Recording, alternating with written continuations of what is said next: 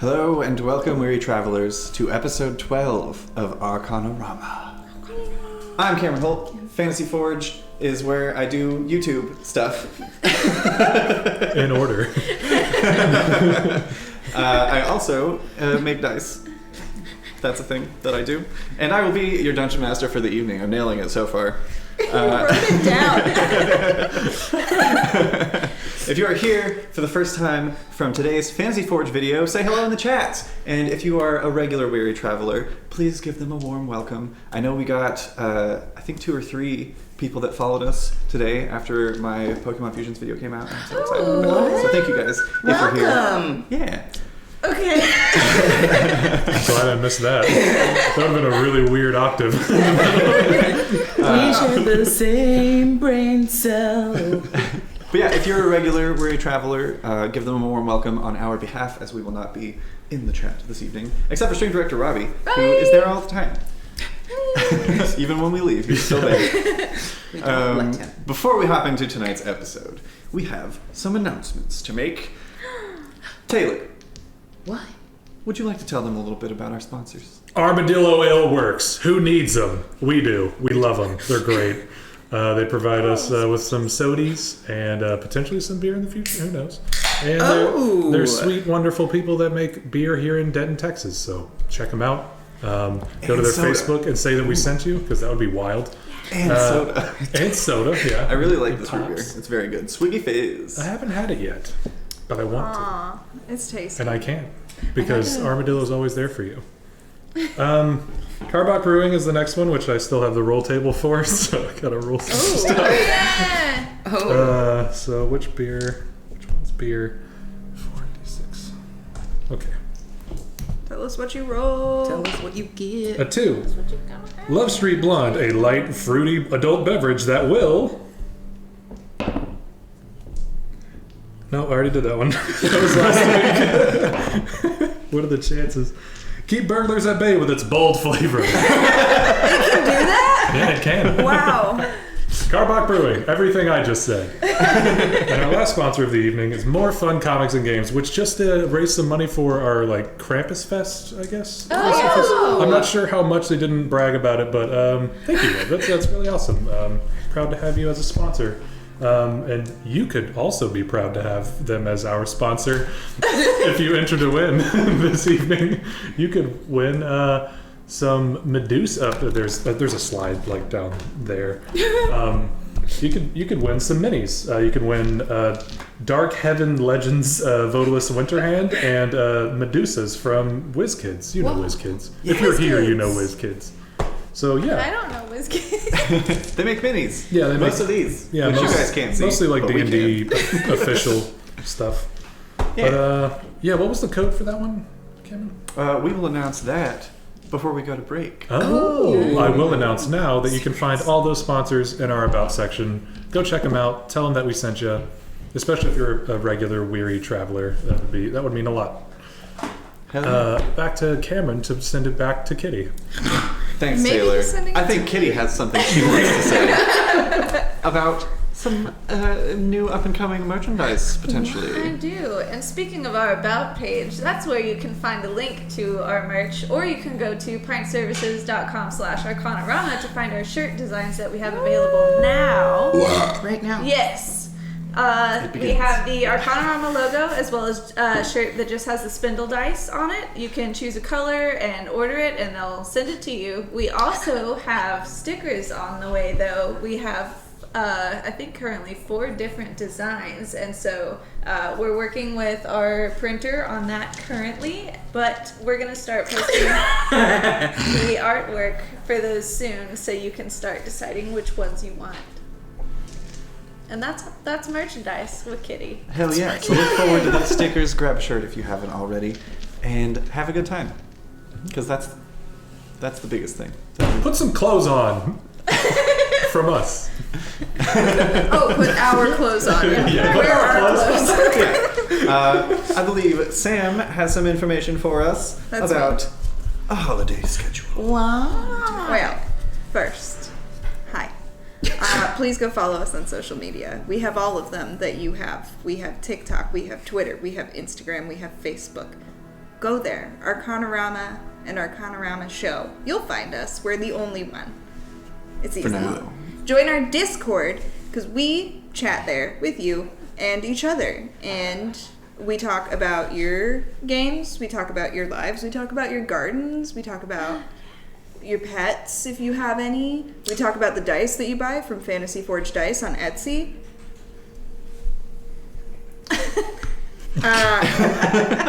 And now, why are you guys always laughing at me? I laughed at all of their Because things it's always too. vaguely threatening.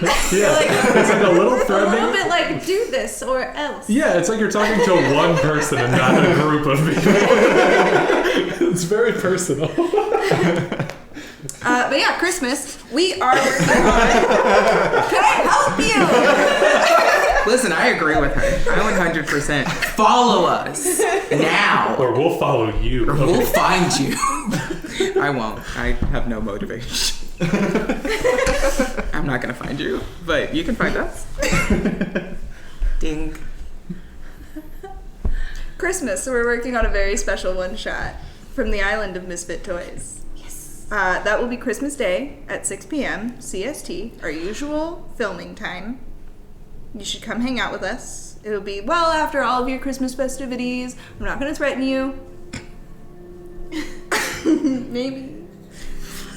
But yeah, it's for the people who either don't celebrate Christmas or are just done with Christmas early in the day, and Yeah, or maybe you need a break. it won't be a live recording, so we won't be like reacting to you on camera the same way that we usually do, but we'll probably be in the chat here and there, yeah, hanging Most out. out, likely for sure. be in the chat. saying hi. Yeah. And that's Christmas. And that's Christmas. Marker. No, that's what I call Christmas. 24. Because it's 2021. Oh, that's fair. Wonderful. Well, valid. we do have one more announcement before we hop into tonight's episode. Which is that there is technically one more sponsor this week, and it's me. Whoa. Ah! Ah! I didn't know! Now threaten them. Our second giveaway this week is going to be a set of handmade Fantasy Forge dice. The Up in Smoke dice, made in honor of the Feast and Fountain. Oh, I get it. Oh, It's like the Cheech and Chong movie.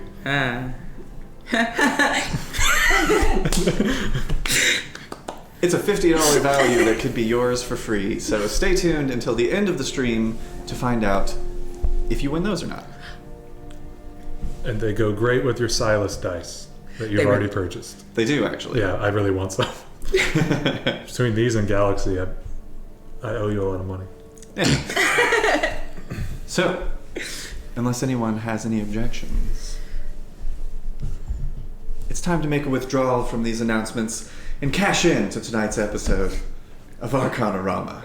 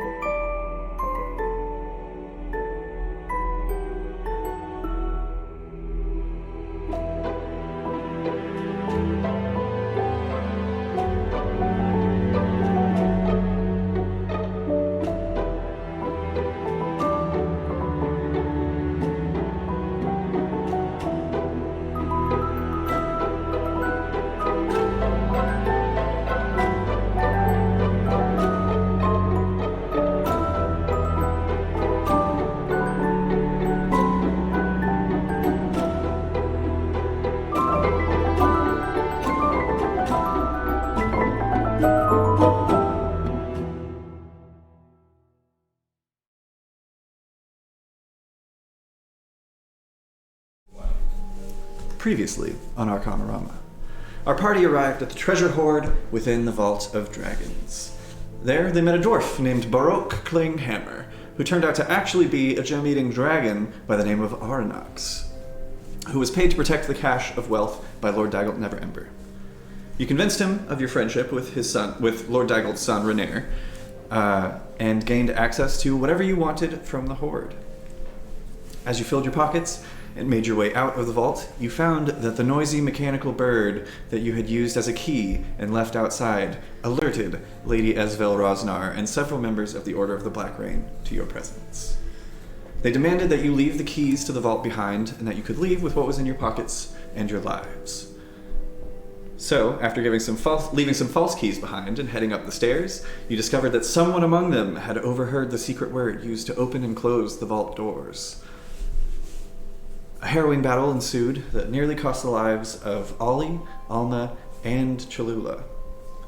However, through some ridiculous luck and some very, very clever thinking and quick action, you all managed to pull through. After some healing from Oranox, he watched over all of you as you slept and regained your strength. And that is where we pick up tonight. As you all sleep after the most difficult and deadly combat that any of you can remember ever taking part in, you sleep deeply. Silas, you are enshrouded in darkness. You hear the faint, intermittent dripping of water in the distance. You strain your eyes to see, but the murky shade is too thick as you find yourself in this odd, warm, and the air is thick itself. Your breathing isn't labored, but it's definitely very humid in this space. What would you like to do? I mean, you said complete darkness. Mm-hmm. I'm guessing my friend isn't with me to help me with darkness. Looking around, you see nothing. I'm gonna kind of just reach out my right hand and just try to feel for something to guide myself along. After a moment of some weary steps through the dark space with your arms out, your hand makes contact with a solid surface. The wall is cold and damp and jagged. It feels like stone. Hello there. Anything catch your fancy? There's this disjointed and kind of staticky voice almost.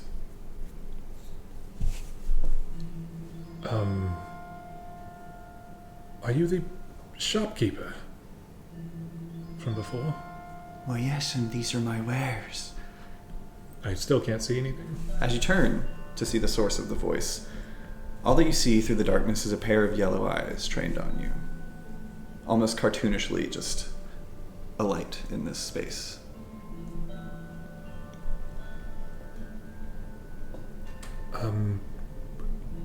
I'm having trouble getting my bearings. Could you help me? Well, as I recall it, we're in the mines. But you wouldn't remember that. That's my memory now. Right. And who are you? I am Yimilos. We've met before. Right. Yes. I think I'm remembering that we've met. Right, and therein lies the problem. You see, I'm here to have a word with you, because you're not holding up your end of the deal. Right. The deal. I think the deal was forgetting, and so remembering to hold up your end of a bargain doesn't really hold if you don't remember. Right. That is a very logical way of looking at it. But from my perspective, we've made a deal, and you've begun to renege on that deal. So, I've come to make a proposal. Perhaps we strike another bargain. Could I know what the first was? Is that your wish? No. What was the first bargain? It's not a wish, it's a question. You wanted something. To get someone back that you cared about. Right. So I gave you what you needed. And you paid me. Right. And I was to... And now you've been skimming that payment from me pockets. What was I meant to repay, I think is what I'm going for. I don't have memory. Exactly. because those memories are mine now. But you've been messing about. You've been taking them back. So I'm going to need something else as a replacement. But, of course, I'm not going to do this as a punishment. Think of it as striking another bargain. I'll do something else for you, and you'll do something else for me. We'll have a new deal, and we'll move on from there. Does that sound agreeable to you? I'd like to know what the deal is before I say something is agreeable. Well, of course. If that's too logical, I can slow down, maybe? Well, on my side of things, what is it that you want at this moment? Anything in the world that could be yours. What you desire.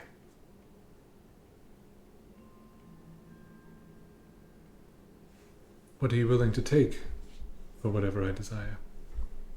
Any number of things. But it depends on what you want. It kind of... And my desire depends on what you're willing to take. So I think we're at an impasse. Well, I'm not above discussion.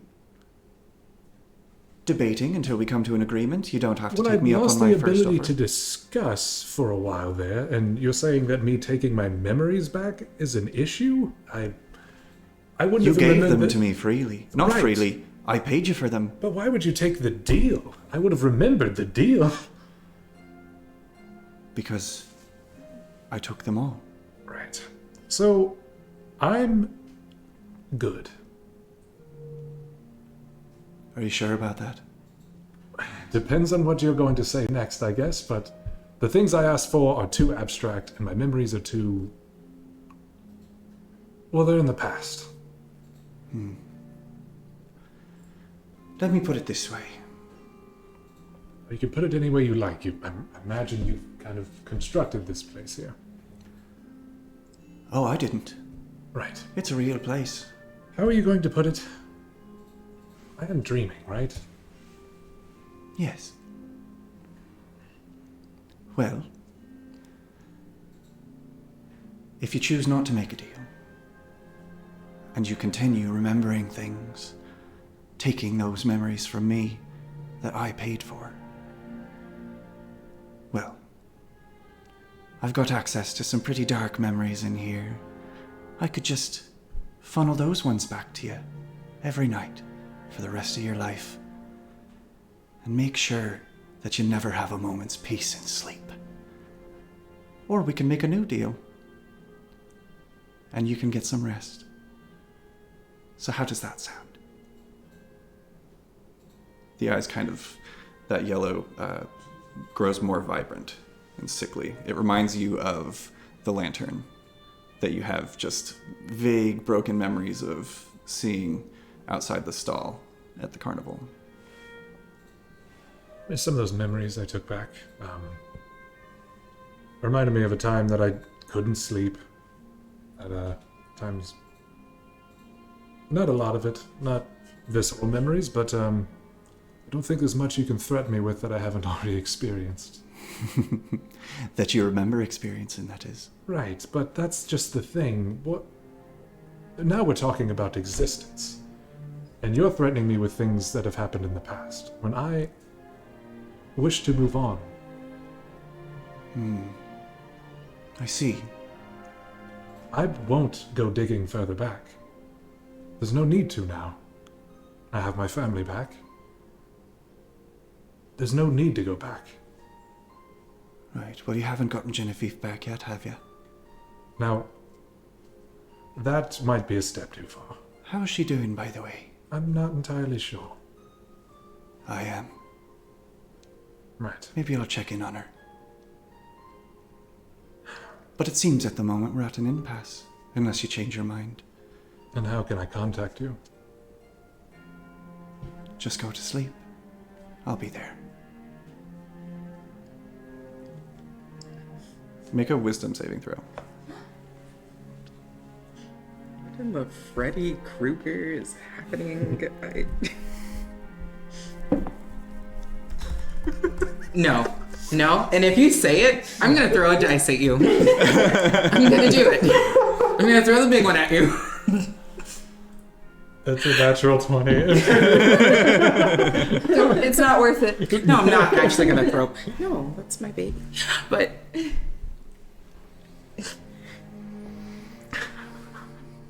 We need to get no. Every time I say we need to get pit cameras for our dice, that's when I'm going to start rolling pure ones. You can have both of you look over here if you like. Yeah, I see it. I don't understand. I I'm don't going get to it. float test those or something. I don't know. You see past the glow of this kind of sickly yellow glow. It illuminates the face that otherwise you wouldn't be able to see. However, you almost feel as though there's this kind of filter that passes over your vision, almost like a pair of translucent hands placing themselves over your eyes. And you feel a familiar chill as they do. And you know that your friend is here. And now that there's a tiny bit of light being cast, he can help you out a little bit. Just enough to dampen the glow and show you a sickly bluish violet face. Long black hair pulled back in a mess of curls and tangles. This face of an old woman or something. Maybe a tiefling. There are two horns that curl out from her strange humanoid face. A crooked nose that appears to have been broken many, many times and repaired many times over. And a split lip with a cleft kind of off to the left of center on one side. As she just looks at you and smirks. And then the smirk kind of fades a bit. And so does the glow. Before she entirely passes out of your vision. And you felt this kind of pressure mentally of like something pushing on you. And with a natural 20 for a brief glimpse, you just feel outside of the cold touch of the hands over your eyes, you feel a cold finger just here on your forehead that lifts off, and you find a peaceful sleep.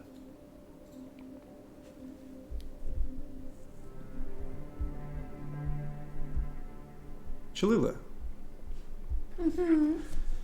Your dreams find you gently swaying. You just see a blur of azure and crimson and emerald green in a circular shape, with this kind of dark vignette surrounding it. It's not until you reach up and wipe your eyes that you realize that you were crying. You're looking through a porthole at an unnaturally ruby red crimson beach flanked by luscious greenery, growing smaller and smaller in the distance, replaced by rolling blue waves. You watch the day turn to night, then back to day, around and around, again and again. The beach replaced by roaring waves for every moment, until a voice calls out from behind. You! Turning around for the first time, you find yourself looking up at a massive, hulking figure. Very masculine in presentation, wears a black shawl covering his head and face and most of his broad shoulders, with a wicked-looking crooked sword that hangs at his side. Follow me. I follow. You stay close to him through the bustling streets. It looks just like the Waterdeep that you know, but bigger. Or maybe it's you that's smaller. Eventually, you take a familiar path and see a much younger, but no less ragged, Leroy and Priscilla enter. And your shore is safe, having her around here. It's temporary. We can never let her return. In time, we will have a more permanent solution. But I require time. Until then, consider this your repayment of what is owed. Leroy kind of grimaces for a moment. Fine. Take her inside, Priscilla. Priscilla hesitates for a moment. Now! He turns and she kind of flinches before approaching you quickly. Come on now, darling, let's get you inside. We've got plenty of chores that need doing. Don't worry, I'll show you how. She takes you by the hand and leads you in. You look back and just see the collar lingering there, peering through his shawl with a glint of reddish eyes. Alma. You have the quietest, most restful sleep of your life. You are briefly roused from your slumber, be it by Arnax shuffling about, or maybe Ollie snoring. You swear you see a horned figure in rusted armor watching over you, before you drift back into your dreamless sleep. Ollie. You find yourself floating in a nebula of billowing gold spirals, shifting back and forth from swirls of blue. You wave your hand through the particles which drift and become a deep violet as your hand grows near to them. You ask many questions. You turn to see a figure quite a bit larger than you as you're still just kind of floating in this space and almost willing your body to move as it's carried by this kind of nebulous vapor. Quite a bit larger than you, but not gargantuan. She's seated in slowly winding galaxies. A bald head that's a strange ovular shape, just slightly. She has full lips and translucent indigo skin that appears to be speckled with glowing stars and constellations. Her eyes burn with such bright golden light that they're almost hard to look at directly. But you can see that her left eye bears the mark of a pentagram surrounding it. He tells me you are not satisfied with his visions. I am Mignotti. Tell me, what is one thing that you desire to know this night, in this moment?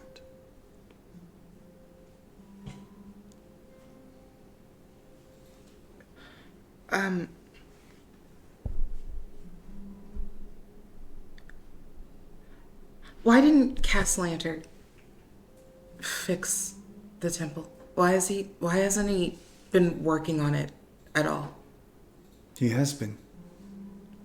The temple is under reconstruction. There have been some brief pauses. As I understand it, as I've been told, his funds are nearing depletion. But work has been done, is being done. Do you know who I am?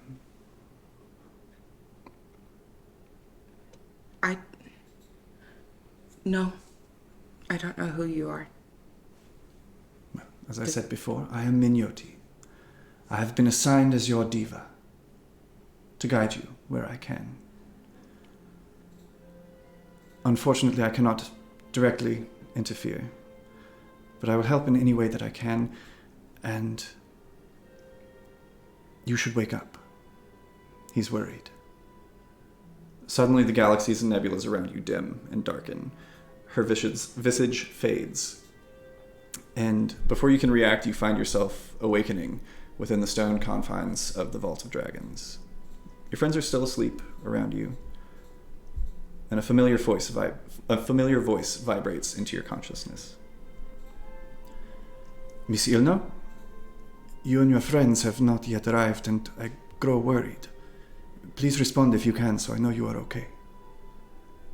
You recognize the voice of Victorio Castellanter. Do you respond? We kind of We were attacked while we were trying to follow a lead on the Vault of Dragons. We're safe, but resting. All right. You've got 5 more words if you want.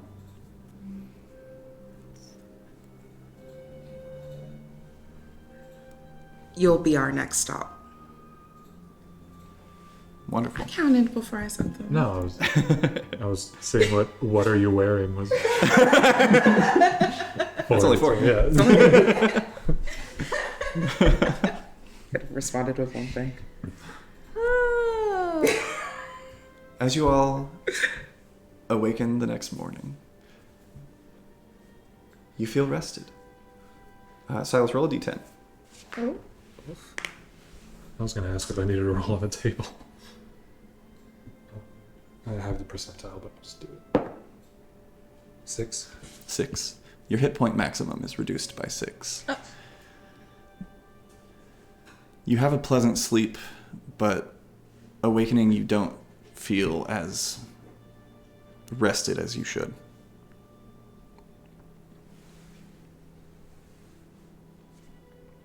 And you all find yourselves in the Vault of Dragons. Oh, good morning to y'all. Everyone sleep all right? I think so. Better That's good than to hear. ever. It was pretty quiet. Has Throughout the night. anybody ever died here except the people that we killed? Oh, yeah, aye. Several. I've had to protect the cache from a couple of intruders who found their way in. Huh. But they never last long. Nothing to worry about. No one else came by tonight. That's good. Thank you again for. Yes. Of course. And thank Giving us you a place. for taking over my duties a bit there. If they'd made it any further, I would have had to have eaten something other than gems. Speaking of that, there's like a lot of bodies out there. Oh, you can just leave them. I'll take care of that. I would prefer it if there's any outside, if you pulled them in. Might be smarter for you and for the smell.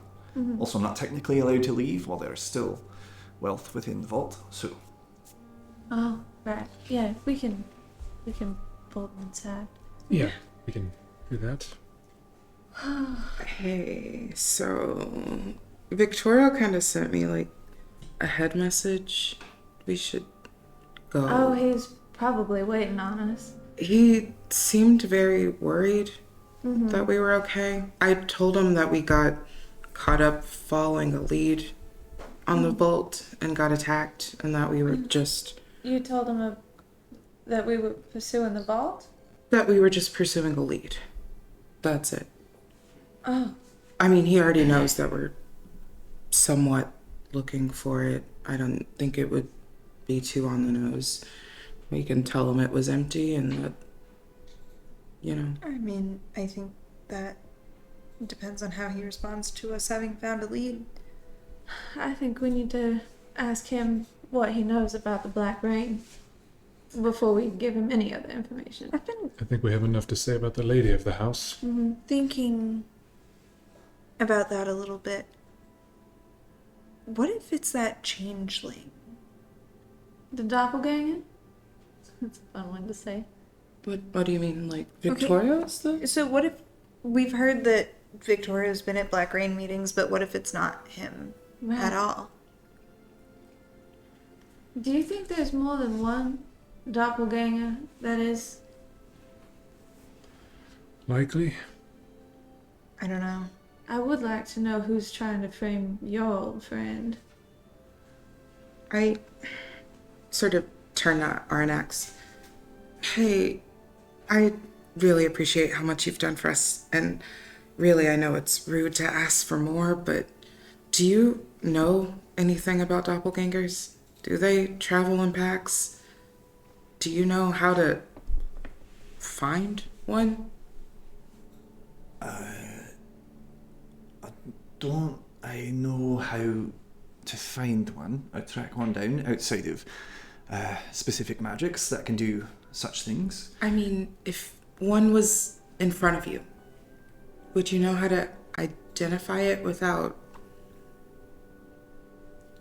I don't know, it revealing itself?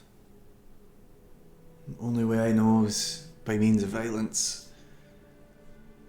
If you knock them out, they revert. I don't know about... I wouldn't call it travelling in packs per se, but as is the case with most humanoid creatures, they find themselves longing for a community in most cases. So where there's one, there's probably another, unless they've been cast out by their own kind for some reason. But there's a lot of variables that lend themselves to any of these scenarios. I mean, I could only tell that it wasn't the general. Staggett? Captain. I could only tell that it wasn't Staggett, just because, something was a little bit off with the hands. I imagine if you look close enough, you might be able to catch signs. If they're impersonating someone that you know, as I understand it, they cannot create an original face or mix parts. They can only copy what they have seen. What do you mean something was wrong with the hands? They were off. I don't know. Something looked strange, like they weren't formed properly. I think all you said was that they were off, so I'm just kind of... They were mismatched making almost. it up. If that makes sense. The hands didn't match the rest of the body. They were too pale. Right. Yeah, I saw it too. It was like it was still his, whatever the form of visage was. But he was staggered in the face, but whatever his hands were a previous thing. I would say that no rolls required. You could probably gather from what Arnox has just told you that whenever the Doppelganger saw Captain Hustus Staggett to take his visage, he was probably wearing gloves or something. Okay. They also cannot recreate clothing, so I'm not sure how that helps, but... With Castellante, he probably wears finery that someone can't fake too well. Yeah. Okay, it's a start. So, off to the villa? I think so. We should be cautious on the way out. Mm-hmm. Maybe take a strange route out than two. Possibly. There might be some questions about the head of the house. Likely. What's happening? There's a cat having a joyful time with a backpack. Yeah. Oh, I see. Just messing with A my cat that doesn't interact with humans until we're doing a stream. No, she waits. Wonderful. So, You've never spoken to me with my backpack? Okay. On our way out Mhm. of here, as we're like pulling some bodies inside, also for the sake of brevity, we'll say that you guys have kind of figured out how to maneuver yourselves across the bridges that you need to, tight. so that we don't spend another 45 minutes on that little puzzle. I imagine I back and forth like I'm dropping off stones, but they're bodies. Yeah. Yeah, are there any black rain masks that aren't cracked fully in half? I'm gonna take the most intact one and just tuck it into my bag. Perfect. You do so. Thank you. So, on your way out of the Vault of Dragons, you make your way back up to the tower, which now stands empty. And are you guys trying to be sneaky about leaving? Absolutely, yeah. Yeah. All right, everybody make a stealth check. What time is it? Time of day? Yeah. It's early morning. Okay. Yeah, you guys came in late in the night, had your combat, and stayed the night. And leveled up. And leveled up, yeah. Had that good level up sleep. Mm-hmm. Get too many of those. Oh. Ring and true, ring and true, ring and true. Why do tailors do 20s and ours do 5? I don't doubt them. Why does that happen? I say them. I just rolled a 1, Why would you roll anything else if this one's on such a hot streak? This is why I don't gamble. 24. 24. Did you say you just rolled a 1? What? Did you say you just rolled a 1? I rolled an 18. Oh, I could have sworn I heard you say you just rolled a 1. Why Roll would I- the 1. Yes. Got it. I'm with it. Okay. 24 you said? 14. 14. Oh, sorry, 8. I always assume it's gonna go whoop. Yeah, but we're going down apparently. 3. Yeah. 3. Hell yeah. Sneaky paladins. She's not I'm good a at heavy cleric. armor. Right. Sorry. Thank you. Yeah, Taylor. I'm not supposed to know what your dream was about, so I wasn't listening. Back big blade. Yeah, I wanted to do like a nice little thing for all of you, but Aw. Well, I didn't want to thanks. have all of you have to leave. It was a every time. nice little thing. Could have been. Should have made a deal. Yeah. Uh, I didn't know. I did. Ostensibly. Like, no, arguably smart move. Wonderful. So you all I'm not going to think about that the whole session. quietly make your way back out the back window that you came in through. Along the same path of wood chips. Yeah, I'd say, yeah, Silas, you're probably like replacing them. Just go. As you guys make your way back out and lose yourselves into the streets of Waterdeep once again. You begin making your way to the Sea Ward, which you're already there, so it's a pretty quick Oh, trip. yay. That's so rare for us Yeah. to be in the place we're supposed to be. I know. Yeah, so it really doesn't take you very Should long. we go to the dock ward and come back? I was thinking maybe we could go to the castle ward and then come back to the sea ward. Yeah. Then to go back to the castle. I've got an errand in Just so- Dark Yeah. Pines that I could probably get through. I was gonna hurl myself into the ocean. Would you guys mind? You had a good night's sleep. I did. It takes you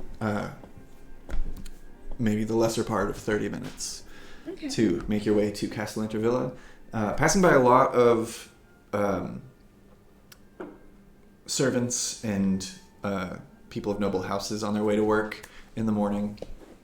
And as you arrive, and I get my notes in order. Get them in order.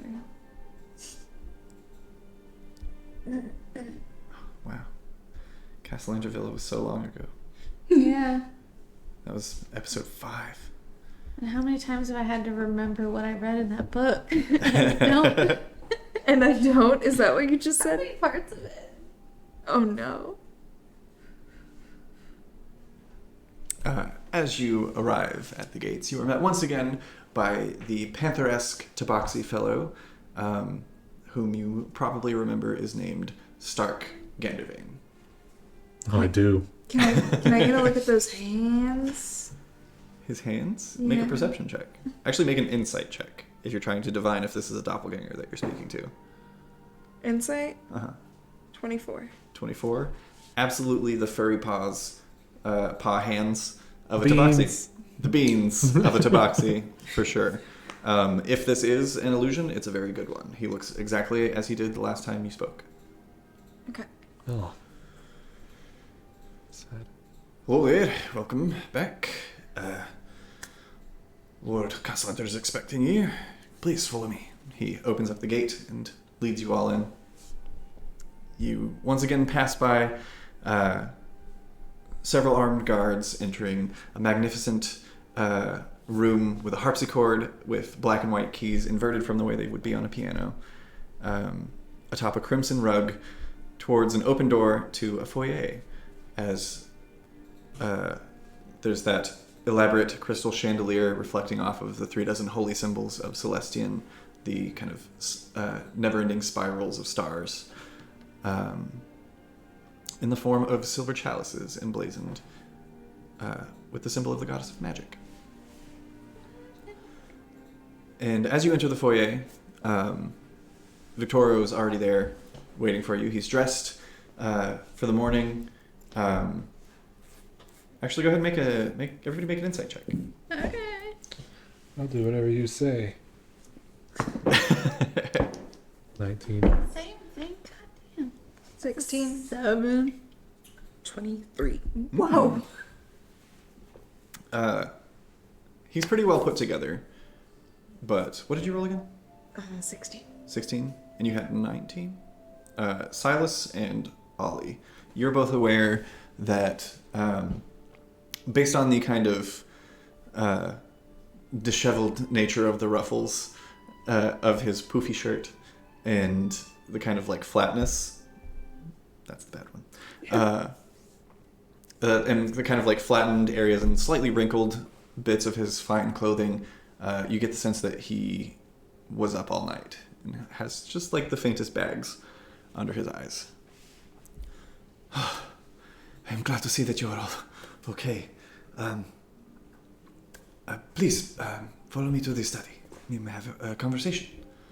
Right, you're fine, though. Yes? Of course, yes. I was just worried. I had a hard time finding my sleep when you did not arrive. Was that all? Because you look really tired. Do you need to take a... Oh, I'm fine. Don't worry about me. I'm just glad to see that you're all okay. After what happened to the tavern, and then making plans to sleep here and you didn't arrive, I was worried, but receiving your message enlightened me. Yes, we're hoping to see if maybe you can help us find any answers. Right. This way. And he dismisses Stark, who goes back to his post, and leads you into the study that you all probably remember pretty well. It is the room that is kind of lined with bookshelves around the walls, a big rectangular room. There's a door kind of immediately across and a little bit to your right when you step inside that has this kind of stained glass butterfly window on it that leads to the room where Cholula found the little black book with the notes on the stone. And you also see on the far wall that kind of rows and rows of those strange bottles full of mist that have different labels of sounds and speeches and things of that nature. There are also a number of tables set up in here in various chairs, and Victoria approaches and has a seat in one.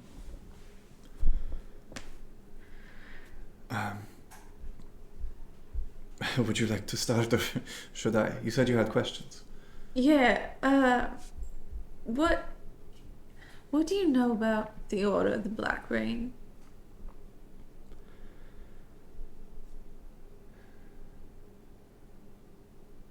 I know that this is going to seem a little roundabout, but I assure you I will answer this question.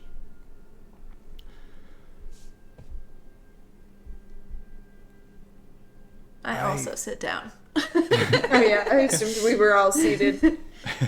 Everyone takes a seat.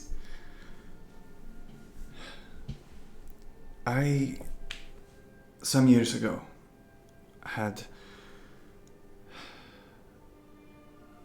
a moment of desperation and immeasurable weakness. I made a deal, and I should speak plainly. I warn you that your perception of me might change once I tell you this, but I just want you all to know that I am a different man now. It should be good. Is this why you're broke? Yes. There was a time that I was more broke, in dire straits. We, myself and Amalia, were at risk of losing our estate, losing our status, and everything was crumbling around us. The only things that we had to our name were each other and our family, our children, Osvaldo, Terenzio, and Elserina. I was approached by a a woman, a fawn satyr. She said that she could make all of these troubles go away. That if we made a deal, she could turn our lives around. After some discussion, Amalia and myself decided to go ahead and see what she wanted.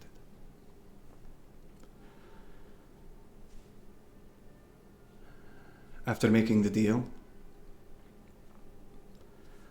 she took Osvaldo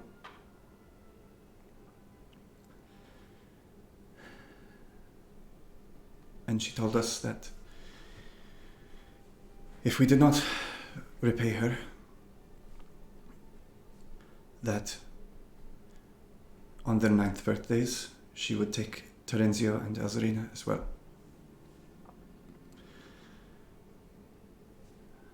Her stipulation was, if we wish to go back on this deal, which did bring us wealth and, as much as it pains me to say it aloud, the loss of our son Oswald brought sympathy from the nobles of Waterdeep. Our status skyrocketed. Our investments began returning tenfold. And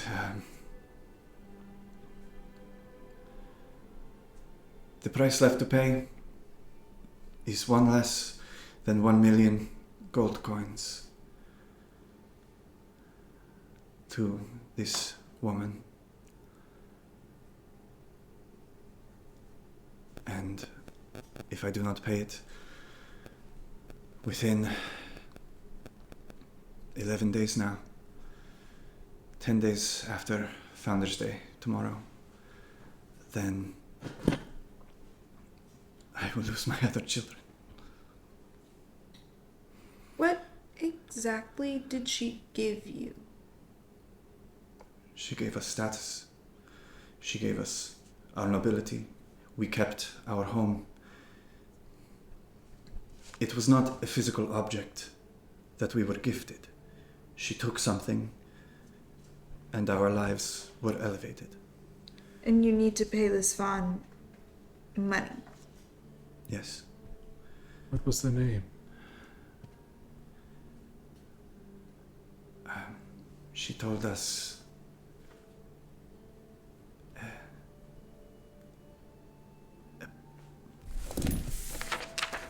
No, go ahead, yes.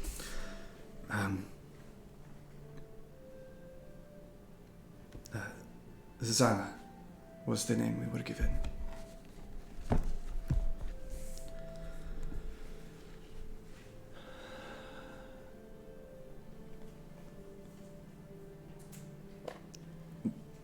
When she said the price was all we had left,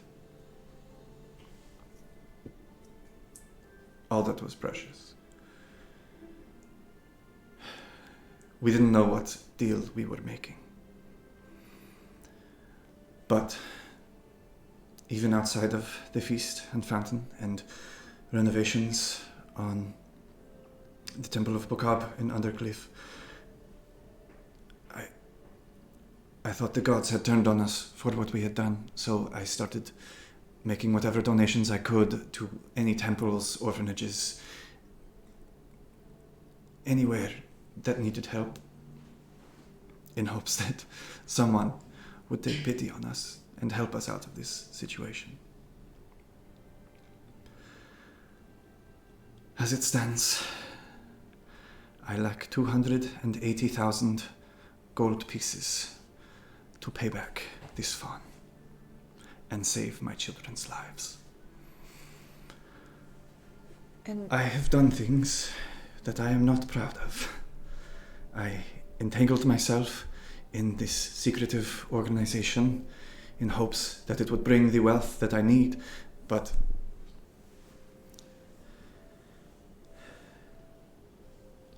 everything that I give donating to charities, orphanages, the Temple of Macabre. I give in the hopes that I might prove my true devotion in the eyes of the gods. So, what does the Black Rain have to do with all of this? The Black Rain is a far-reaching organization. There are members of this organization in places you would not dream corruption exists. They have their hands in most places. They have their hands in nearly every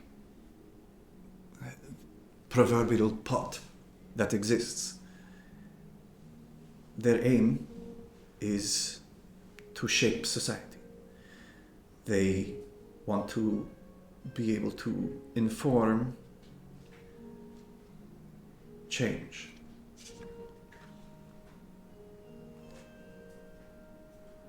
Be it from low level, finding those that are devout and will give their lives to the cause if necessary, to those higher ranking in the organization. But what is the cause? It is whatever the Black Bishop warrants. And why is it that you are at meetings? We meet at the end of every 10-day to give praise to the Black Bishop. He's not physically in attendance, but is always present, if that makes sense. The Black Bishop some sort of version of a god, or is it a person? Do you know who it is? I do not. Do you have any allegiances to the Black Rain? I do not. I turned to the Order, was approached by the Order, and thought it might have been a means to sway things in my family's favor. We got our status back, and we got wealth, but you're lacking 200,000. yes, any time that I would grow near to having the funds to pay this debt, either a factory goes under or any number of misgivings takes place. It's like you aren't meant to pay it back. exactly. The night my temple was attacked, how much money did you have saved? Were you close? I was closer than I am now. Yellow eyes, No, a lantern. blue eyes. Brownish fur and hair. Sorry, just chasing something. But We have to talk about that later. No, it's fine. And Lady Grolland, where does she fit into this? Lady Groland was one of my associates through the Order. Someone I trust. Is someone I trust. And though her mind has been, I hesitate to say poisoned by the society, she was following up on a lead to find something called the Stone of Galore. I presume, based on what Miss Ilno told me, that you know what I speak of. Depends on what she told you. She told me that, if I may, unless you would like to hear it in her words. What's between you two? Is there something you want to say? I've told you everything I know. I'm not the one hiding secrets from the group. What do you need to say? Is there anything you want to put on the table? Because I've given everything I have.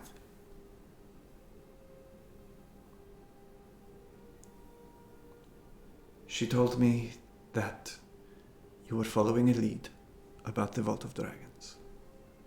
That's it. It's not it. And that we were attacked. Right. Does that Right. quell any... Just making sure. Do you Sure. know a woman named Esville? Yes, Esvel Rosnar. How well? In passing. She is a noble woman, but an eccentric one. We do not typically cross in the same circles. Is there anybody in this room with us? Currently, no. It is just the four of you and Castellanter. And no, the door is closed. Does he seem like he's being honest? Make an insight check. I'm gonna close that door. Or It's lock closed. that door. I'm gonna lock it. 15. Can I lock it? Okay, it's a good 30 feet away from you.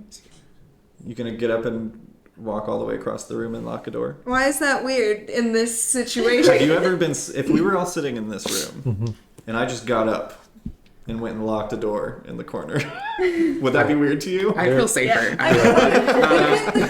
Given the context of the conversation we're having, Characters have had worse catchphrases. I will Then say- I lock the door. I will say. I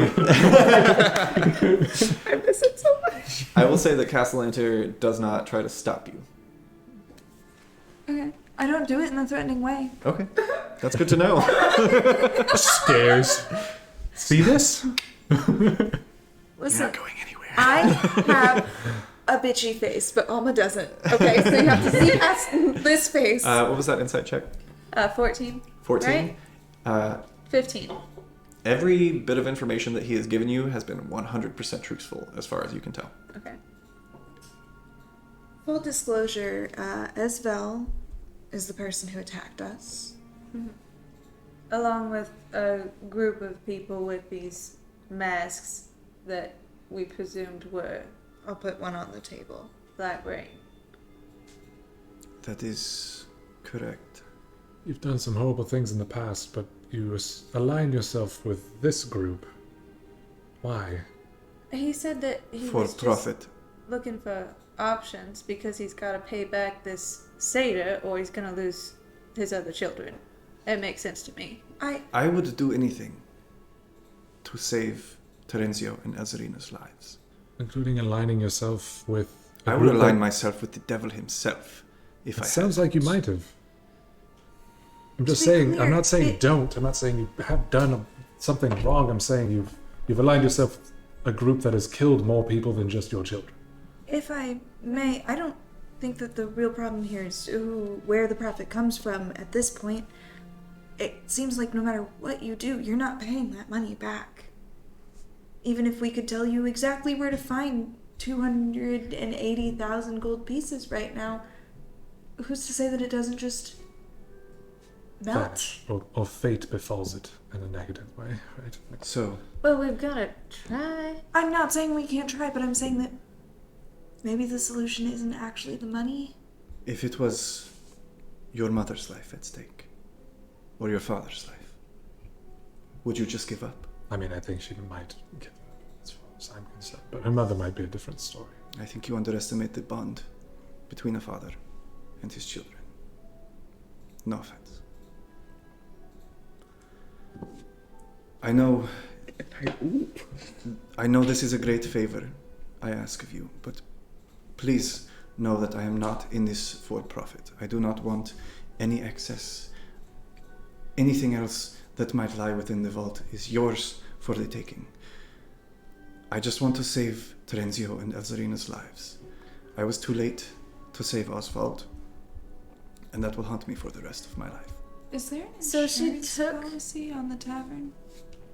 She took Oswald She took like he's in her possession? Or... She took his essence. He lives still. He is catatonic in the attic. And there's no way to... We keep him here. Is... I have want had. to help you, but I also want to get that bitch. No, I understand. You might have to be more specific. The satyr. Oh, right. The satyr that's taking children and making deals. Silas acting fishy. You're That's a great question. Make an insight check. I You been guess? eating fish? You can make persuasion or deception. I'm not sure, so you choose. is it okay to say I'm not sure?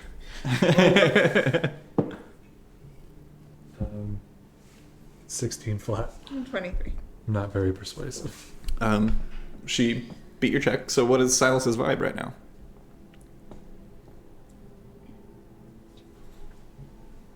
You said 20 something? 23. That there's more to a deal than someone just took my kid. Did you make a deal with the satyr? Me? Yeah. No. Made a deal with some strange person in some ether world. So they exchanged my memories for your exit. I think I was given that, but no memory of doing the deal. That's why I was asking about the eyes earlier. What did you exchange? What was the conversation? Around making deals. She asked for what is most precious to us. We had nothing, so we thought we had nothing to lose. But your children are your most precious things. Like Well, they you weren't thinking of the children as things. Right. right, Do but you think of your children as things? not in an everyday context. Could I see if like he was aware of the deal that he was making? Oh. Yeah, make an insight check. That's pretty messed up. Thanks. 14. 14. I have a +6 to insight. You really can't wanted that to be good. you can't tell necessarily.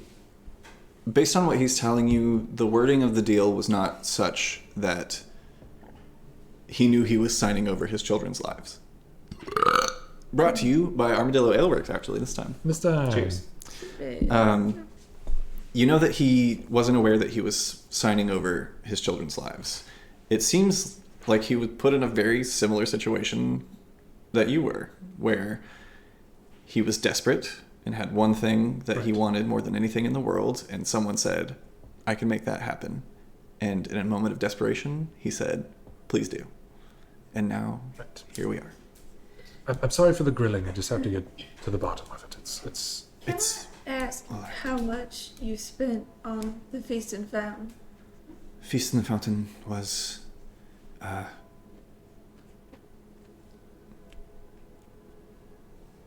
11,000. I would have to look at my books to fully recall. Was there an insurance policy? And No, what about We could have gotten 10. It's Waterdeep. Right there. Just What saying. about- I'm Yeah. sorry. Temple. No, it wasn't supposed to explode is the thing. That's fair. right. That's what insurance is. what about the temple of Baka? The Temple of Bokab is still under restoration.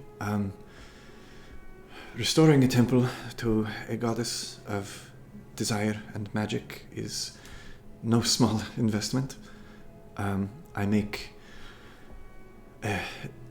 by 10-day donations of 1,000 gold every 2 10-day. And when did that stop? How long ago was that? Do you remember? At least 4 weeks. So 4 10-day, Okay. I'm imagining. So, about $2,000. About $2,000. And then about 1,200 on your 15. restoration. I think we should help. How much? This is a Sam to Cam question. Go for it. Fuse into my brain. We took like 5,000 in platinum. I think I took. And then- Are you asking me what's in your inventory right I'm now? asking you if I can generalize. Is there 280,000? There was 500,000 total Yeah. from what we got. Ding, ding, ding. It was Yes. 10,000 pounds, but 500,000 in Left. money. I took 1900. Okay. Yeah, that's I that's took the total 800. before you Okay. guys took platinum. Thank you. I couldn't remember that number. Okay, so let's say that we could figure out how to get that money to you. that money doesn't belong to any of us, right? What do you do after you've paid the font? You'll be absolutely penniless again. Perhaps, but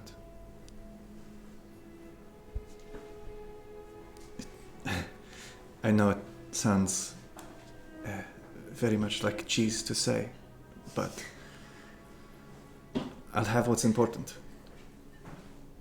And you know that this time, for sure. I do. Perhaps we'll...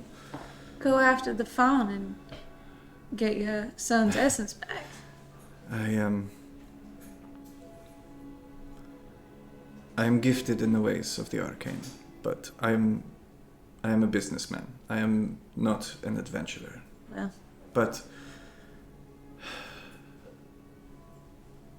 I If would you- not be opposed to perhaps starting fresh, somewhere new.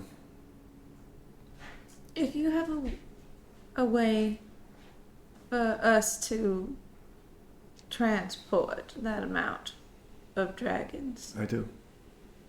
without Very. being very noticeable, We could guard a caravan, perhaps. especially if the Black Rain is watching you. I may not have much, but I do have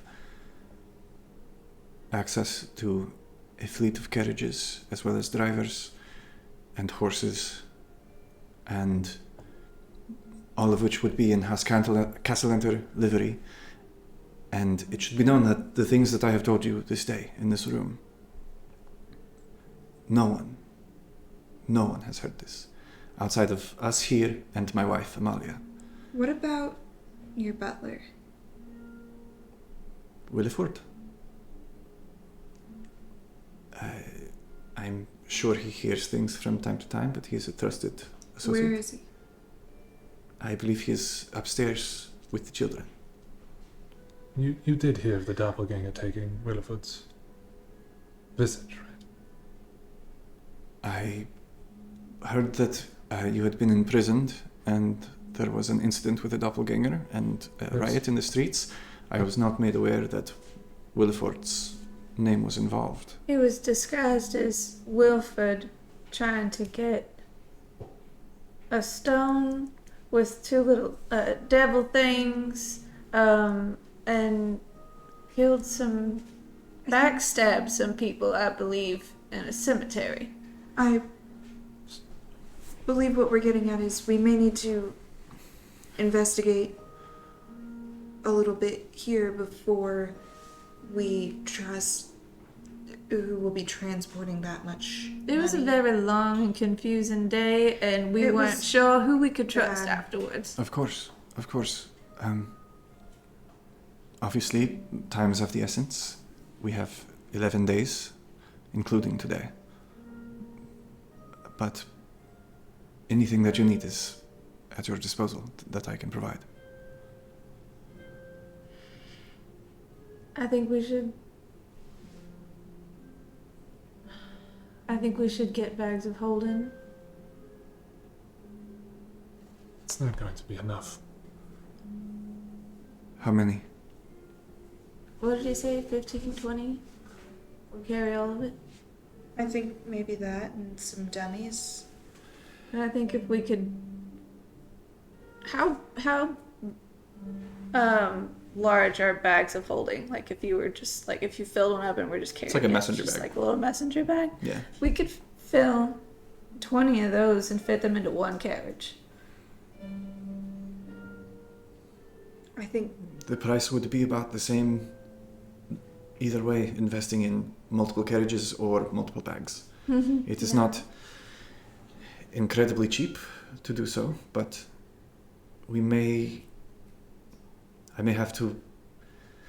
clear out the shelves in Waterdeep doing so, that's but gonna look suspicious. Well, I don't think we should all go buy them all at once. I think How long do you have? 11 days. Can we buy outside of Waterdeep? Then we run the risk of that sort of traveling outside of the city, being attacked, bandits, and not making it back in time. I think Silas just gets up and just kind of like paces, just like rubbing his face as much as possible. How many places in town sell bags of holding? There are 3 that I know of. Bookworm's Treasure, which is in Trollskull Alley.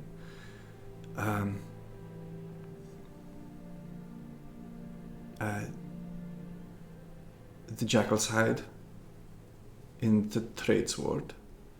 And I believe, if you know the right words, Pete's General Goods in the Dock Ward. We know the words. If you're not meant to pay this debt, we're putting ourselves in the way of a bolt here. If you're not meant to pay this debt, if something always prevents you from paying this debt, we're offering to do so, we're putting ourselves in the way, all of us. If you're not meant to do it, not just us, I'm not saying we're not going to put our lives on the line for you. We've done it before. I'm saying if this is meant to be the end of your deal with this fawn, it's not going to go down, right? Like, this is too convenient for the fawn. Something will go wrong, and it won't be on our account. Then what do we do? We have to misdirect. But how do we misdirect someone we've never met that has the power to sway Can in order it to get him out? see everything all the time? I've had this thought before, and it took some time, but I did procure something that I believe could be helpful.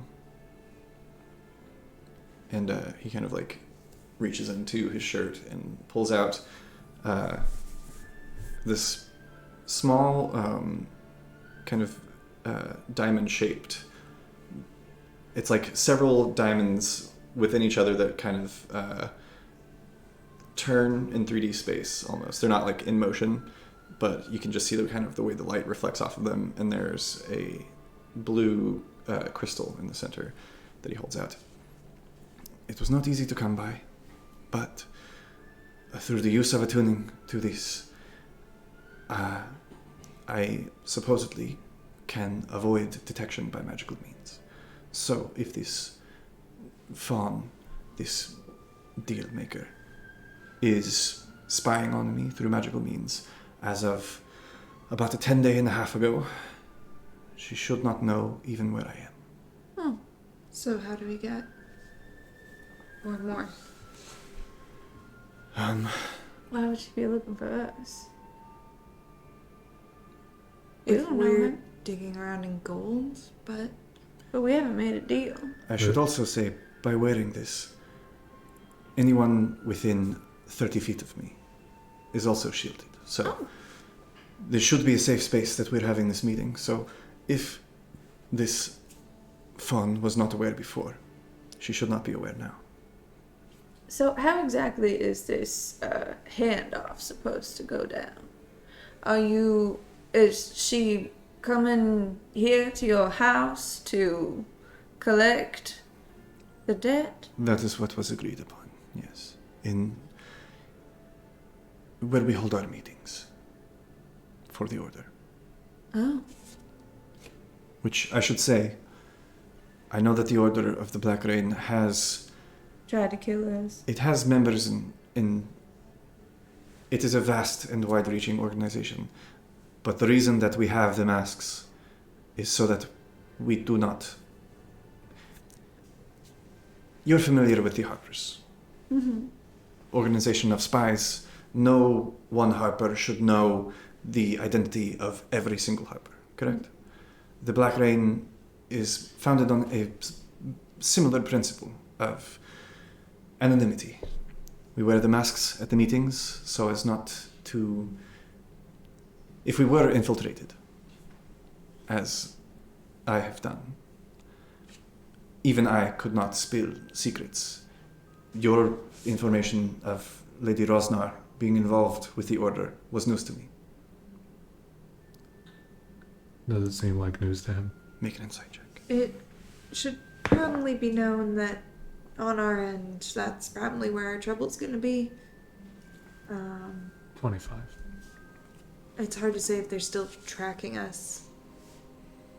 Right. Yeah, he didn't seem to know that Lady Esvel Rosnar was involved with the Order.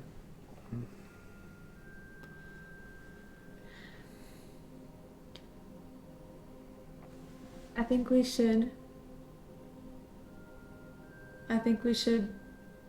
split and each of us go, perhaps in pairs, and then you pick one, go to the 3 different stores and get all of the bags of holding that we can.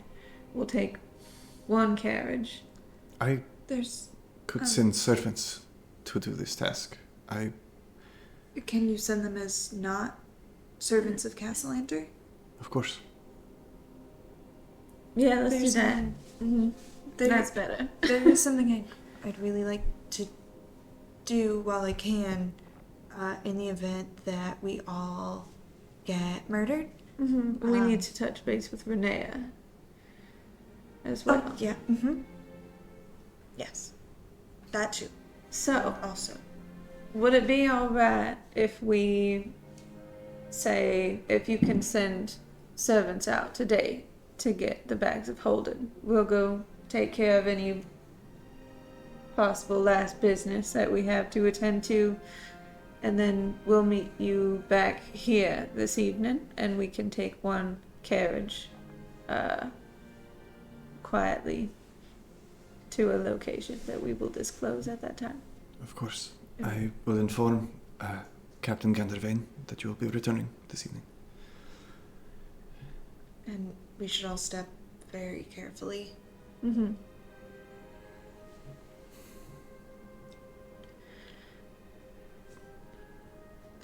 Sorry for being short. It's... It's been... I understand. Yeah. I'm sorry that I had to hide all of this from you. Seems saving my life was not enough. Now, my children's lives as well, potentially. So, Well, maybe they can build us a bistro one day. Bistro. Oh, Mhm. right. Well, Well, we don't have the tavern now. yeah, It's right. Bad luck for lightning to strike the same place twice, so... Is there anything that you require An earthquake. before you make your exit? I don't know. Anything I can do for you to help you on your way? Do you have any healing potions? Those always come in handy. Those are pretty handy. I think I have just enough for each of you. Oh, That would Lovely. be something. I have a bit of an errand to run as well. Would it be alright if we kind of treat this as our regrouping spot for a while on account of, Of course. You are always welcome here. Pretty much anything in close proximity to you. and when we tell you that you should be careful who you speak to, we are being serious. At this point, it's hard to say who anybody is right now. I am immensely aware. Thank all of you again. I don't know if I can ever pay you back for all that you've done for me and my family, but rest assured I will do all that I can. Right. And he stands, and before you leave, he goes and unlocks the door, opens it, and kind of motions over one of his guards, who he speaks to. He goes off and returns a few moments later with 4 potions of healing, which he hands out to each of you. Gonna put that in my inventory. Gotta make sure that I know I have it. Wonderful. So, as you all say your goodbyes and make your exit from Castellanter Villa, what's the plan? We are outside of Castellanter Villa. Hmm?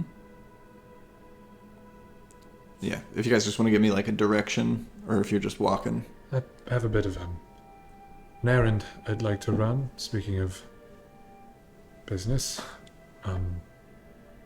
Would you like us to come with you? it's up to you. I don't really know if we should split up right now. Right. Does anybody have a paper bird?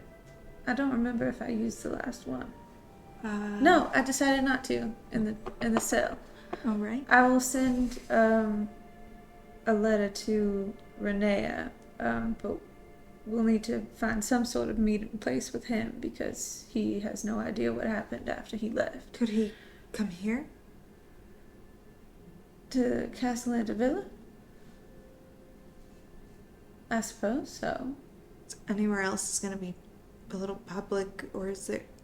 Right, he might. Is the Opera House like the meeting place of the Harpers? No.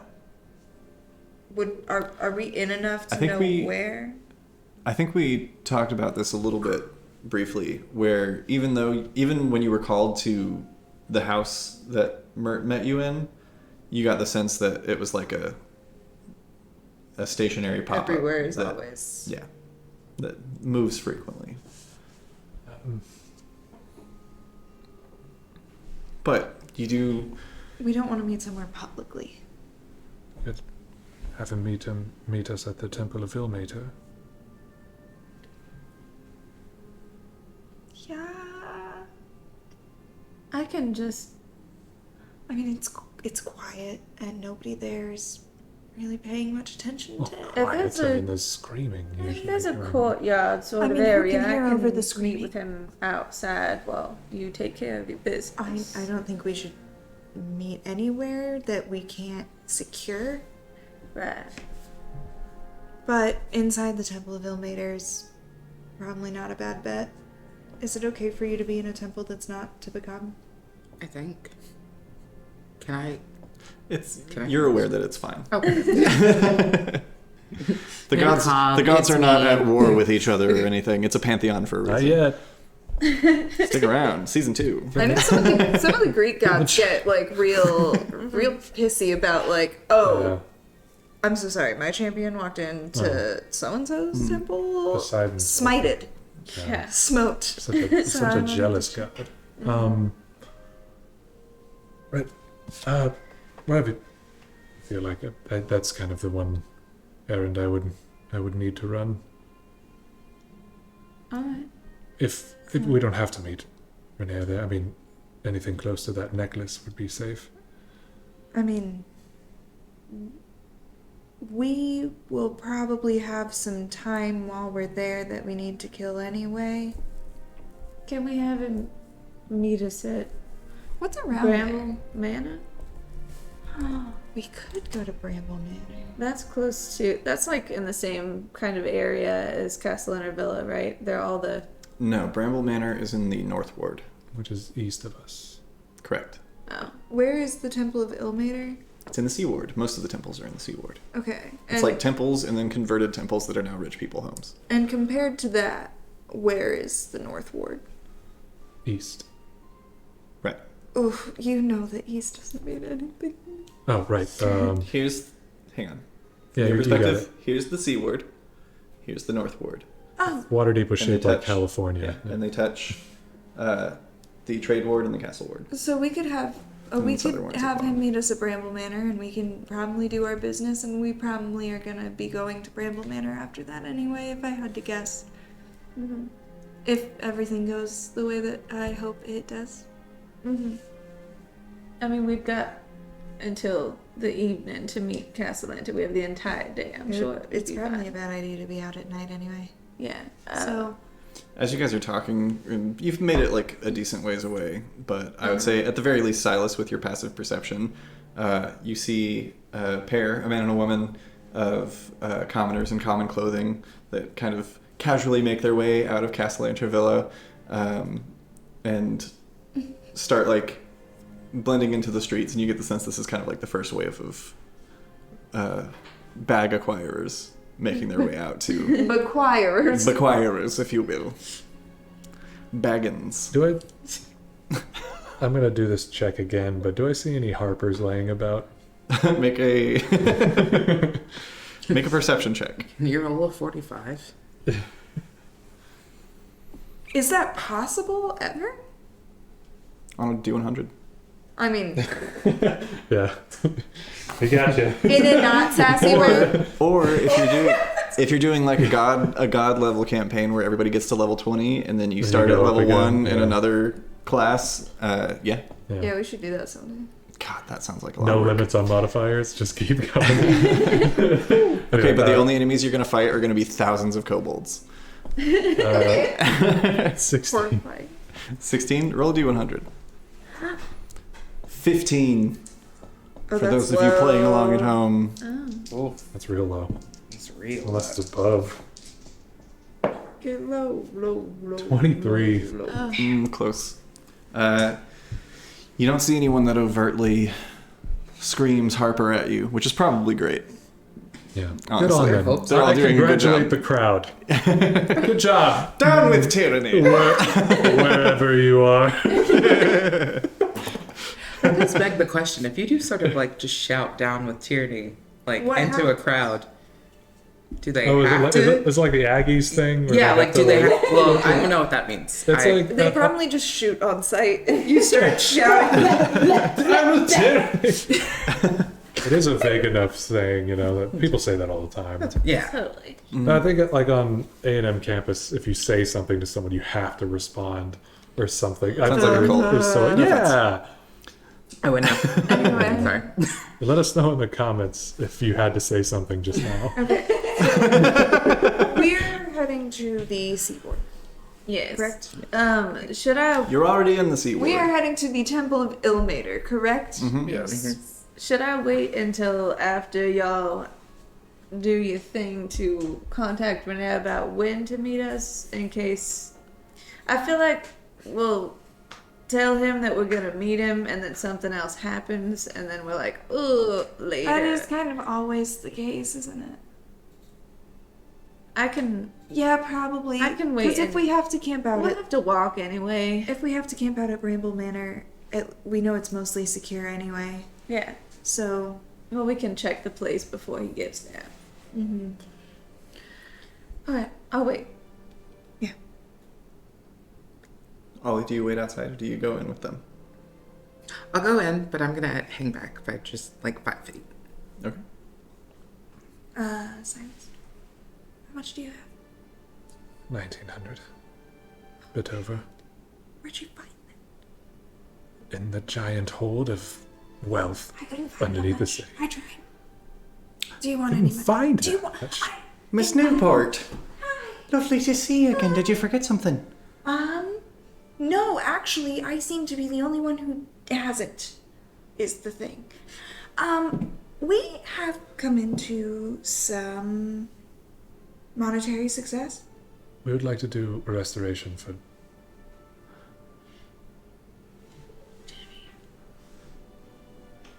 You're not here.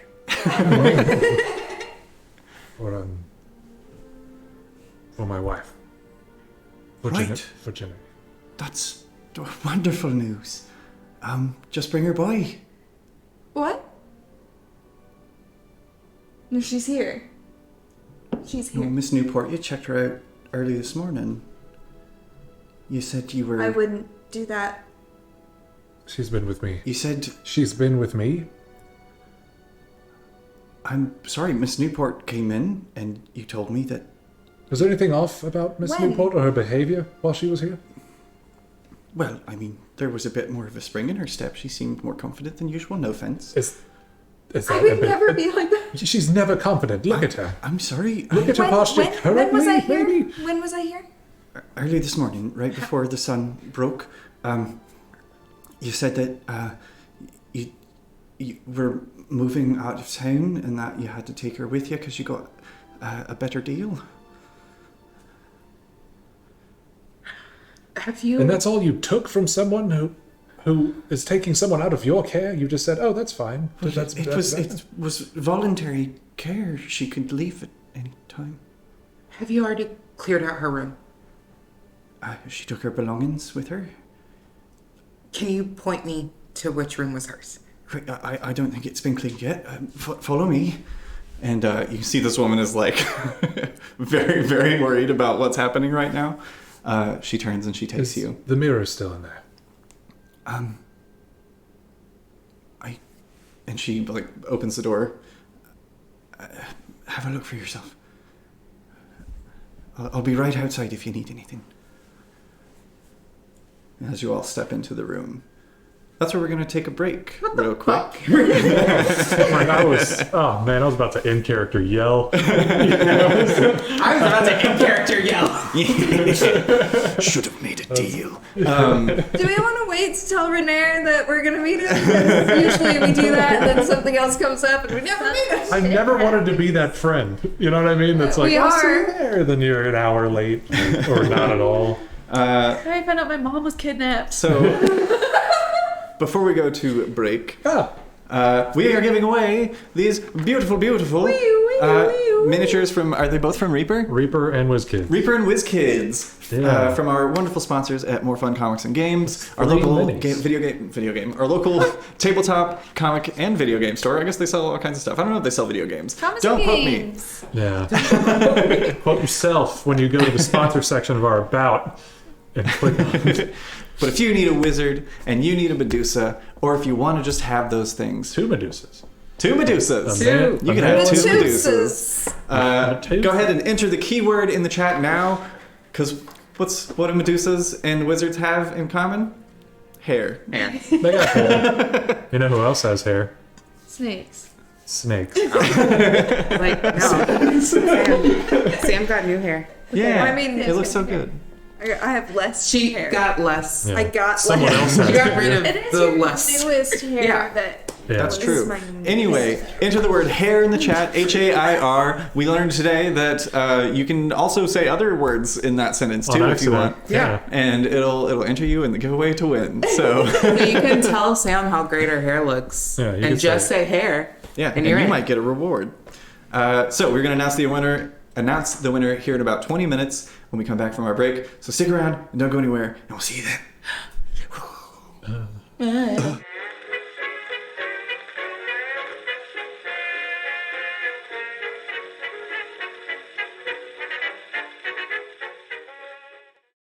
As the line of monstrous bandits advance towards you, you hear creaking coming from the woods, when suddenly, belching out from the forest, the dire troll. You're up first. I cast Fireball. That's all of them. Roll damage.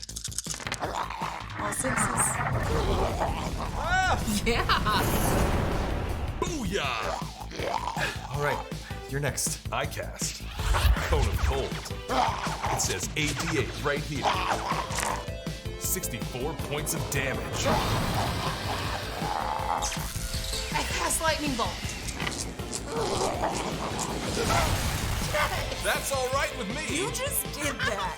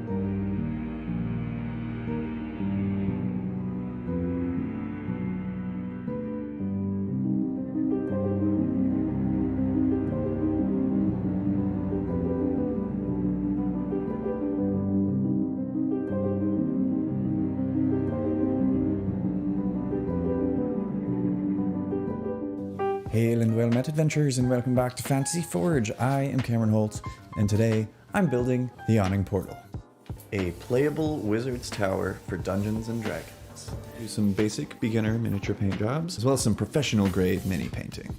I'm heating up the forge to pour it on thick and come out with the gold.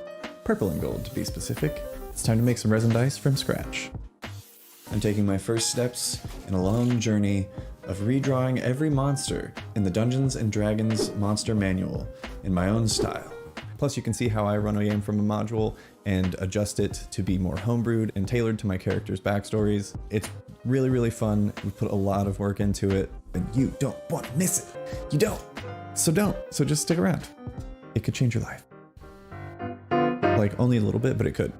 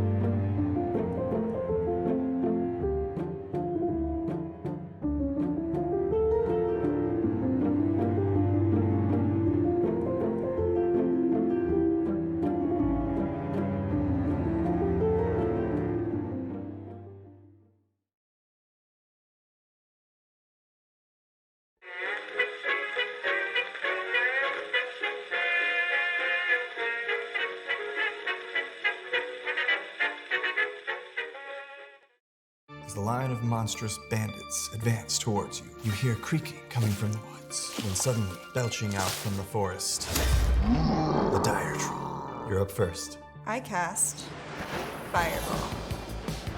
That's all of them. Roll damage. All sixes.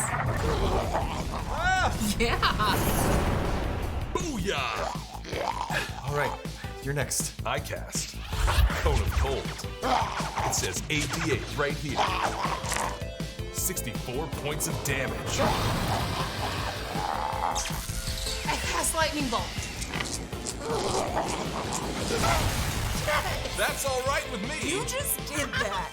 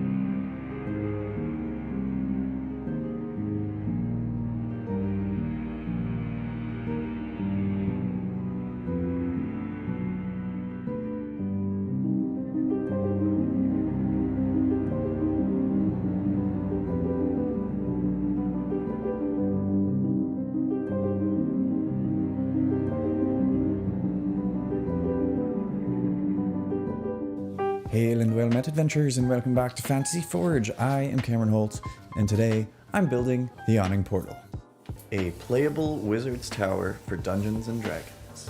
Do some basic beginner miniature paint jobs, as well as some professional grade mini painting. I'm heating up the forge to pour it on thick and come out with the gold. Purple and gold, to be specific. It's time to make some resin dice from scratch. I'm taking my first steps in a long journey of redrawing every monster in the Dungeons & Dragons Monster Manual in my own style. Plus you can see how I run a game from a module and adjust it to be more homebrewed and tailored to my characters' backstories. It's really, really fun. We put a lot of work into it, and you don't want to miss it. You don't. So don't. So just stick around. It could change your life. Like, only a little bit, but it could.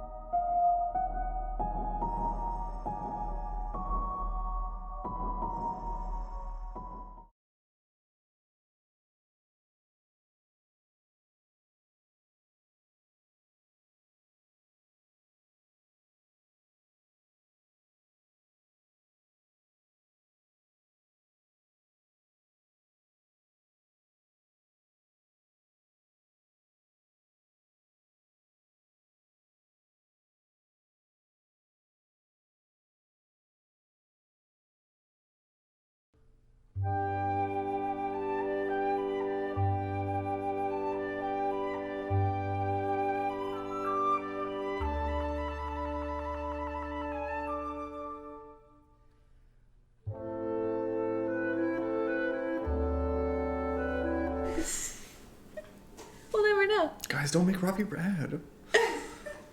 Only make Robbie rad. Oh, are we live? Welcome back, everyone. Like 15 seconds ago, I watched him push the button and said nothing. That's the equivalent of him spitting in our food. Though. We may have been harassing stream director Robbie. See, I feel the most embarrassed, and I wasn't doing anything. All I said was cowboy. Anyway, welcome back, everybody. Ruined someone's night. We've got a giveaway to announce. If you have not entered the word hair in the chat, that's no capitalization, no punctuation, just hair. Go ahead and do so now. Robbie, if you want to throw that graphic up, I guess, if you're feeling like it. Don't make him more mad. He'll do bad stuff. It's gonna be a picture of your butt. It's fun to do bad things. All right, the winner for this, the first giveaway of the evening, goes to Taco Giorno. Congratulations, Taco Giorno. Taco Giorno. We'll get those minis to you as soon as possible. I'm gonna watch you paint them because I think that would be funny to watch. Congratulations on your win. We're going to get those to you as soon as possible. ASAP. And give me one brief moment as I announce. Congratulations, Taco Giorno. Going to go ahead and archive that and just narrate what I'm doing as I create What a are you new doing? giveaway. Have you guys heard about our Discord? Tell We them. have one. I don't know There's a what he's link doing. in the About section of our Twitch page. Yeah. So you don't even have to leave Twitch to find There's it. all it different out there. kinds of things to do in there. You can ask questions for our Convo-rama that we do every other Sunday, or you can Tell stories from your tables. tell us what's going on in your campaigns. And if you're tired of clicking links and opening pages, just go to Linktree. It's just all in one thing. That's Oh, a true fact. I'm being notified to tell you all that while you're waiting on us to set up the next giveaway, you could be subscribing on Twitch. Yeah. You could be. Or gifting a sub. If you wanted Yeah, to. Somebody. you could also use your Twitch Prime account, which is merged with your Amazon Prime account, to subscribe to our channel for free. Right. For free. But it still helps us Yeah. to bring you cool content. And you All right. can't say you don't have Amazon. Our second giveaway of the evening, which we will announce the winner of at the end of the episode, is for this beautiful set of Fantasy Forge dice, the Up in Smoke dice. In loving memory of the Players Tavern Feast and Fountain, which quite literally went up in smoke. To enter for your chance to win, enter the keyword in the chat now, Kablam. Kablam. That's Kablam.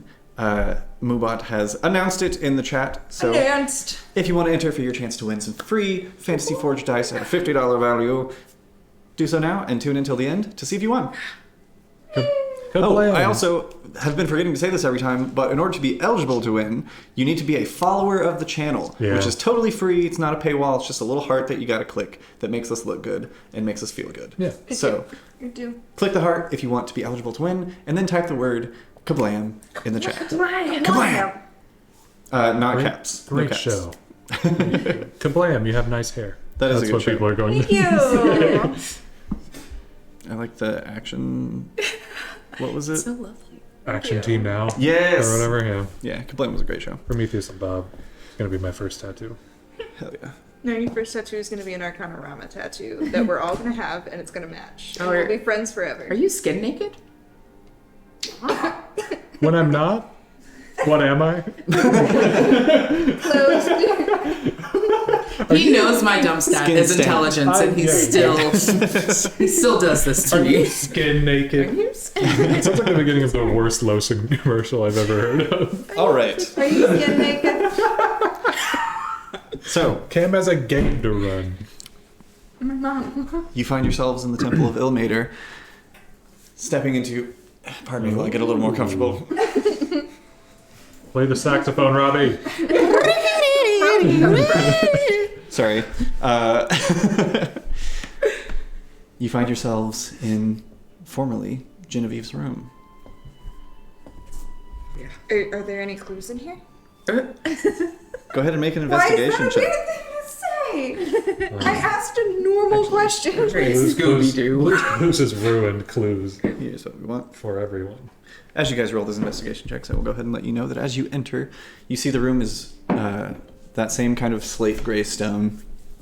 Empty, aside from a tall standing mirror that is uncovered in the corner, the far left corner when you enter, and a straw bed to the right that is devoid of any sheets or coverings. What everybody roll for investigation? I rolled a 7, but I'm going to angrily stomp over to the mirror and throw my coat over it. Okay. 4. 13. 13. I'm outside. All right, Cholula's not here. Wonderful. Alma, just before Silas manages to throw his coat over the mirror, you catch a glimpse of a shadowy figure standing behind the doorway that points down, and then it gets covered. I look down. What's down? You look like down at the floor around the mirror? That works. I was going to look at the door, or like wherever it was standing behind. Perfect. You turn around, and looking behind the door, you see a small, neat, very neat pile of this bright crimson red sand that almost looks like it was just neatly poured as if from an hourglass onto the floor. It's very out of place, and was kind of obfuscated by the door until you moved it out of the way and looked down. There's just a pile of sand here. There's sand.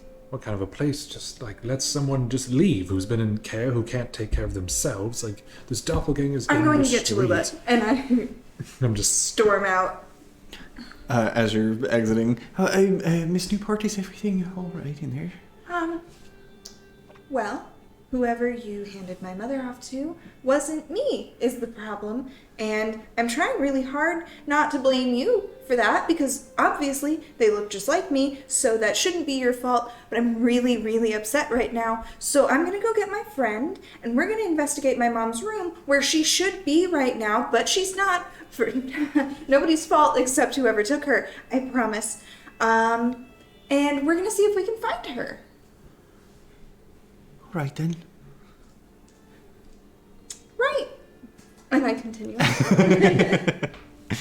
Cholula, what are you doing outside? Just chilling, taking in the beautiful views. There are beautiful views of the Gulf of Windfell from the seaward. It's kind of raised up, all slanting upward. The North Ward is kind of at the top of the cliff that overlooks Undercliff on the other side of the city. And it's just kind of a ramp up through the seaward that is almost in levels. So you get this beautiful kind of framed image of just exquisitely crafted temples and towers that just kind of frame the sea. Yeah, I think she's leaning and looking out at the sea and thinking about the weird dream that she had and smoking one of Dasher's cigarettes that she stole. Perfect. As you are nearing the filter, Alma arrives outside. Hello. My mother is gone. There's a pile of sand in her room. That's pretty weird. I came to get her, apparently, so that we could move out of the city for something. I don't remember. It's been a stressful 5 minutes. Can you please help? Okay, a doppelganger, you think? I have no idea. I don't know how he would know to come here. Or somebody with one of those hats. I'll come in. one of those hats. As we come in, I will just gesture at the sand pile. Did you know there was sand in here? Why is there sand? I don't know. What Does it is look the sand? familiar? Make The red sand. Make it. Make a history check with advantage. Okay. Oh. Oh. No, that's it. That's think you're not okay. real. This die is fake. Well, it just looks like the corner is up here, but so okay. Same thing. Every time you get advantage. Yeah. That's a 15. 15? Yeah, it's weird. It doesn't make any sense why this would be here. But it is almost the exact same color as the sandy beaches that you dreamed about last night. Yeah. That's so strange. I mean, strange that there's this neat little pile of sand inside of this room right now, but You've also got, it's like this weird feeling of deja vu, because that dream was clearly a memory. It wasn't something that you were in control of or interacting with. Mm-hmm. But you don't remember that. Yeah. I had the Or rather, you strangest didn't. dream that was, I mean, it was obviously like a memory, but I was so young at that time that it's not really a memory that I remember. Anyway, it started with me traveling from this crimson red sandy beach. I was staring at it out of a porthole in a boat and traveled a long way, ended up in the field water at Waterdeep when I was given to Leroy and Priscilla. But I was a toddler. I don't know how I would That's why I don't have the memory normally, but I had this very vivid dream-like memory last night, and The sand was in it. it was a red sand beach where I was coming from. I have done some research on Grimdahl and Orca and those areas. You have. Was there any mention of red sand beaches there? Make a history check with advantage. Well, then that's not a number at all. Okay. 19. 19. You know for a fact that Grimdahl is home to a lot of tropical black sand beaches and white sand beaches. But that's it.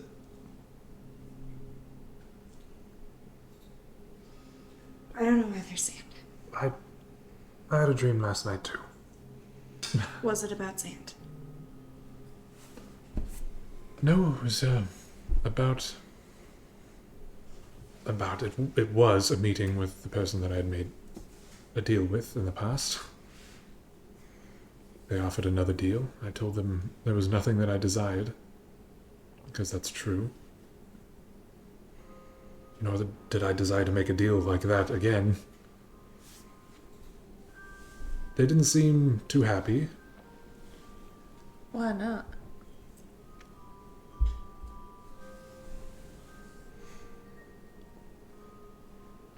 And why can't Castellanta pay off his debt? Because he's not supposed to.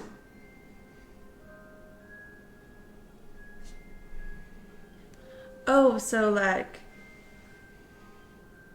They mentioned you've been getting your memories back?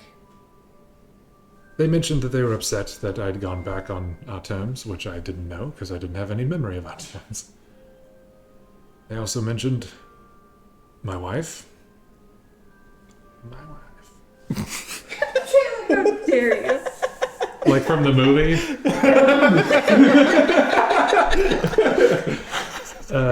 I want real life subtitles. I don't hear. I don't think. I don't know what happened. We live in a hellscape. They mentioned her. What did they say exactly about it? Asked about how they were doing in a sarcastic manner, the way an evil person does. So you think they maybe had something to do? I thought it was a dream. I usually do. I don't remember this person. I have a name, but They don't want you to remember. What is their name? Emilos? Yemelos. That's Yemelos. Does that mean anything? It seems... Make a history check. I was under the impression it might be the same person that Castellanta.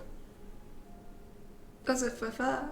Oh, natural 20. Uh-oh. You did it! You get one of those a month. Am I getting That's true. Yeah, can you come over here, actually? But I'm so juicy. Hang on. What? Type juicy in the chat for no reason at all. I don't know what that means. There's a tree here, and I'm gonna knock it over.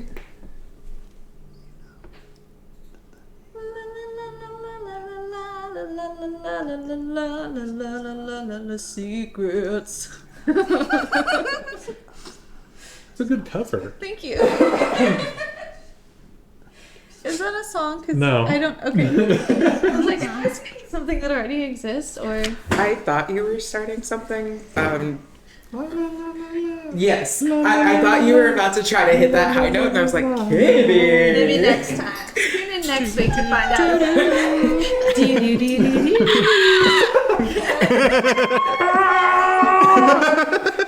I'm sorry, Robbie, if I peaked the mic. I'm sorry. I'm not. Okay, so that's interesting because I speak that language. So that's not fascinating. crazy for me to have figured out. But I didn't think it was a threat. I thought it was a dream, some kind of a just being exhausted from yesterday. Kind of seems like it was a threat now, though, doesn't it? I mean, it was strange, yes, but I didn't think much of it because nothing came of it, right? So Something came. just Right. for clarity. We all got transported to a horrible nightmare place for a while. Right. Sorry. We'll catch you up. Yes. We all got transported to a horrible nightmare place for a while. You took off.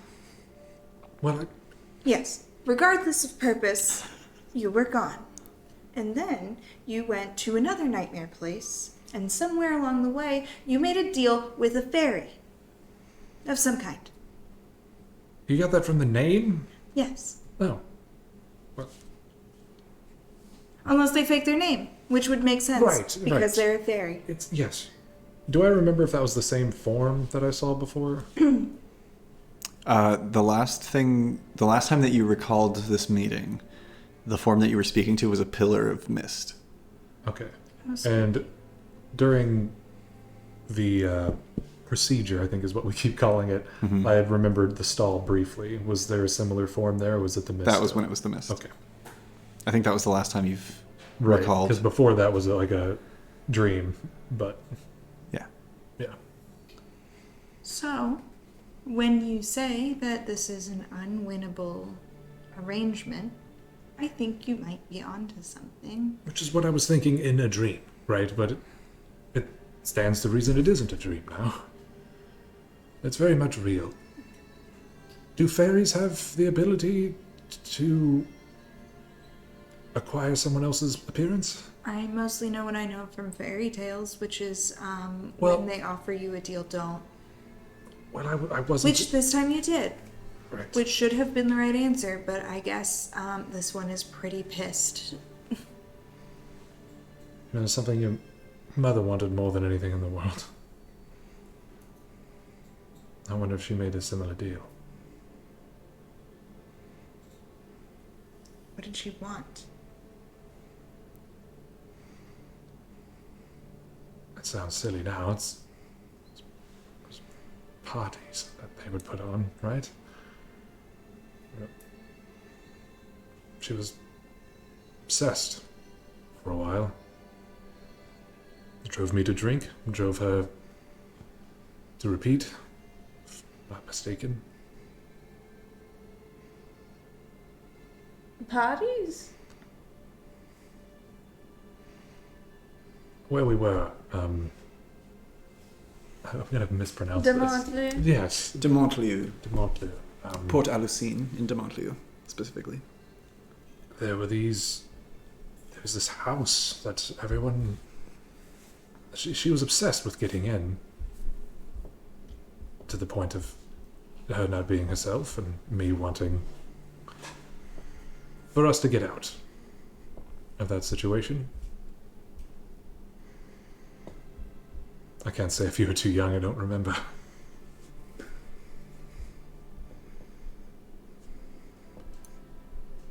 So what do we do?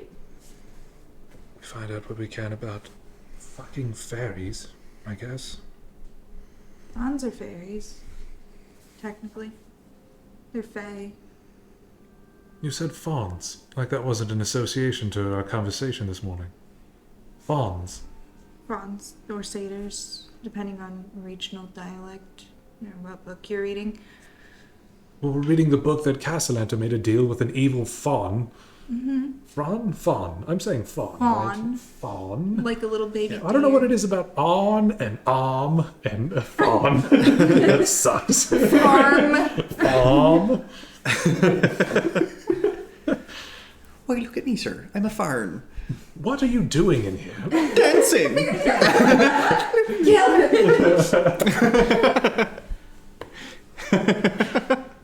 So, would it stand to reason? Would a being like this possibly use different names for different people? Like, could the faun that made a deal with Castellanter be the same faun that made a deal with Silas? Make an intelligence check. This is a very low DC. Well, that's good, because it's a low roll. That is a 9. 9 is enough, thankfully. Oh, wow. I was thinking 7. Alma, you have read enough poetry to fill Castellanter's study 4 times over. Let it flow into my brain. You've read countless poems about the Fae and Fauns, so much so to the point that you learned Sylvan so that you could read more. And Very lonely. you get the sense, based off of talking to. I'm going on a thing, and you just blurt out, "I'm very lonely." This is my process. Please respect Oh, right, it. sorry. based on the limited dealings that you've had with the doppelganger and other technical shape changers, I would even count probably the intellect devourer that was pretending to be Maloon War Dragon. And even knowing that you have that hat that you got from Volo, if you could change your appearance to fool someone, you'd probably change your name too. That's why it's a very low DC, because it was something very easy to figure out. And if you didn't want to get caught, you'd probably have multiple aliases, multiple visuals. So there's no telling. I think we're looking for the same thing. We shouldn't Okay. look too far. It said anytime I sleep, I So could we meet need with to them. be there when they come to collect from Castellanta. I think we're skipping over something here. Why would it put sand in here? Why do you recognize the sand? I mean, there's no reason that would be here unless that's connected to. To prove that it was a dream? I don't To know leave why a- the sand is here. Can I study this little pile of sand? Make an investigation down check. low. Okay. What do you do? What do you do? Lick to it. study some sand? Push it over. That's evidence. 17. 17. Not a bad investigation roll She for Cholula. overstretches to get down there and take a look at the sand. She's got, like- That's what she does. Like that stretch that people do where they've got like one leg out and they bend the other one. Yeah. Just like one leg is straight as you are leaning on your other knee. Like I'm about to fix my lawnmower. Cholula's a Here's your dad. problem. This is what Kitty thinks of men with lawnmowers. Here we go. You guys have a lawnmower. We do. Whoever took the time to place this here did so deliberately. It is too perfectly placed behind the door. It had to have been someone who wasn't in a rush. And there has to be some kind of reason behind it. This doesn't strike you as something that somebody was just like, oh, before I go. And then they stood there for a couple minutes pouring sand out of whatever. Mm-hmm. This is absolutely some kind of clue, but you're not entirely sure what it means. All right. It's whoever put this here clearly, I would say on that 17 investigation, whoever took the time to do this is trying to rub it in that they're a step ahead. Mm-hmm. So much so that they would even leave a hint for you to be like, I dare you. Maybe they're telling us where they're going. They took the time to put this here. This way in particular. Maybe they're telling us where they're taking it. To what end? As a challenge.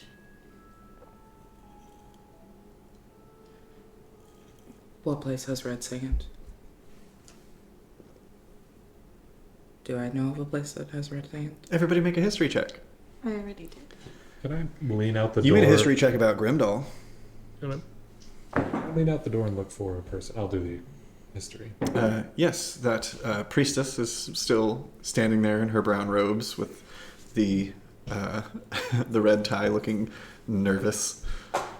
Is this a regular history check or did you say with advantage? Regular. Okay. Oh, actually, no, you would have advantage. Okay.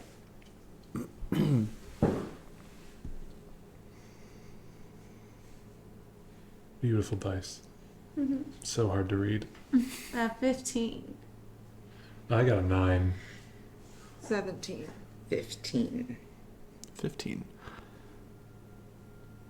As this question is posed, you all kind of think for a moment. As you do, Silas, uninterested in thinking, sticks his head out the door. You see... You there. What do you know about red sand? You have books here, right? You don't just wander about and look worried all the time? We have religious tomes, but I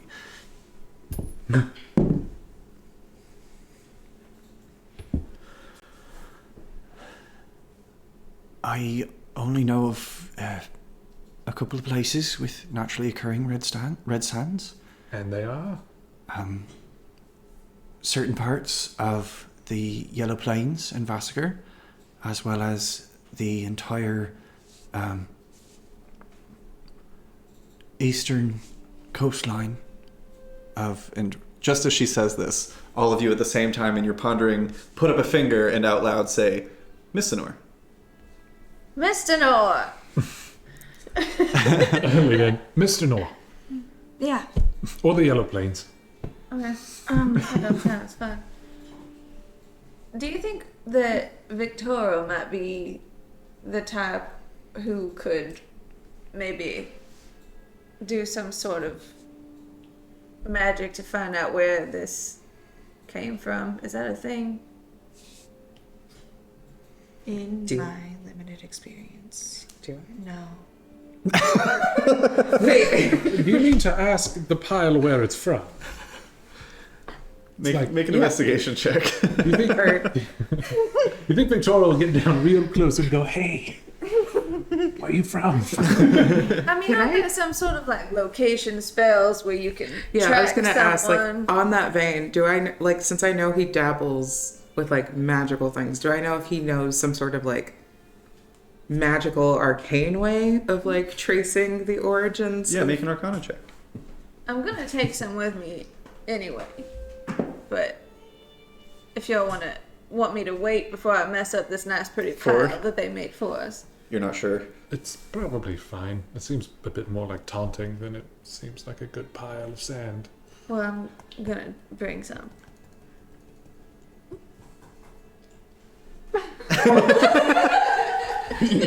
Pocket sand.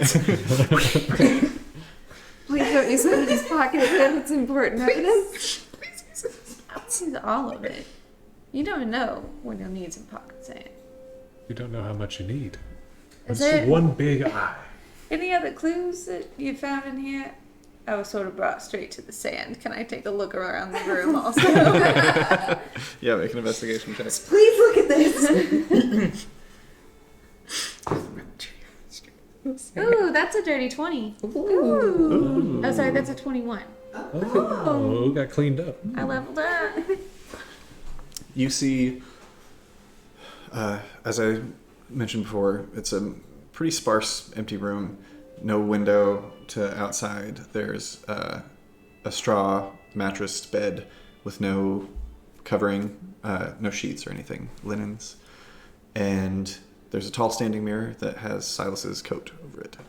I'm gonna take his coat off the mirror and look into it. Alma? You take the coat off, and looking into the mirror, you see your reflection, as well as your compatriots behind you. I'm walking towards her. Yeah. Did I see that?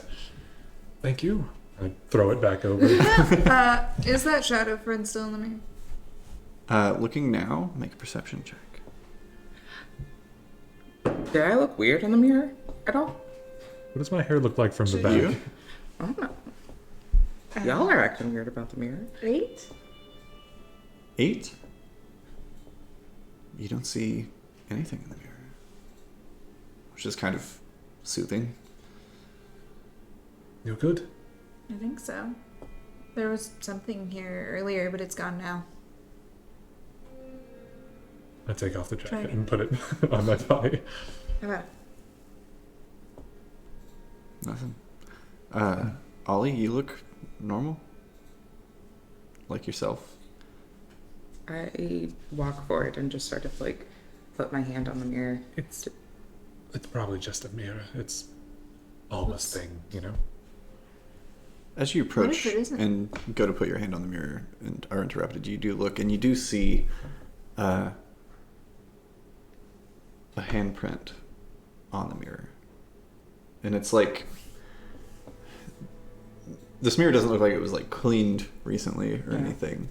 I would say that Alma, at this point all of you notice this as well. Just looking at this handprint, and Alma, your mind goes back to multiple mornings of entering and seeing Genevieve standing in front of the mirror with her hand on it before she notices you come in, and turning to grab your scarf and do her whole spiel. Not so much a clue, just kind of a reminder. A physical memory. It's pretty messed up. I don't think we're gonna get anything else from the room.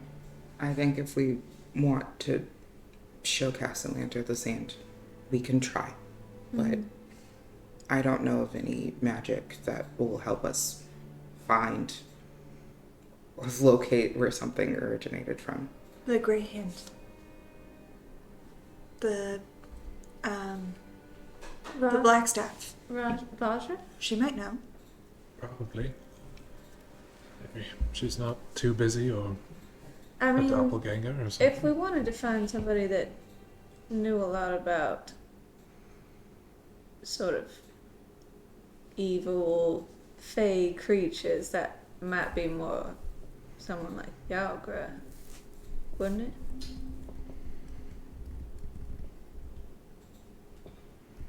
We As can of right now, the Silver Stake isn't trying to kill us. Far as we try know. and talk to her, but I never did that mission with her. Well, we've had a lot going on. I'm sure we could explain. What are we gonna do about Castellanter?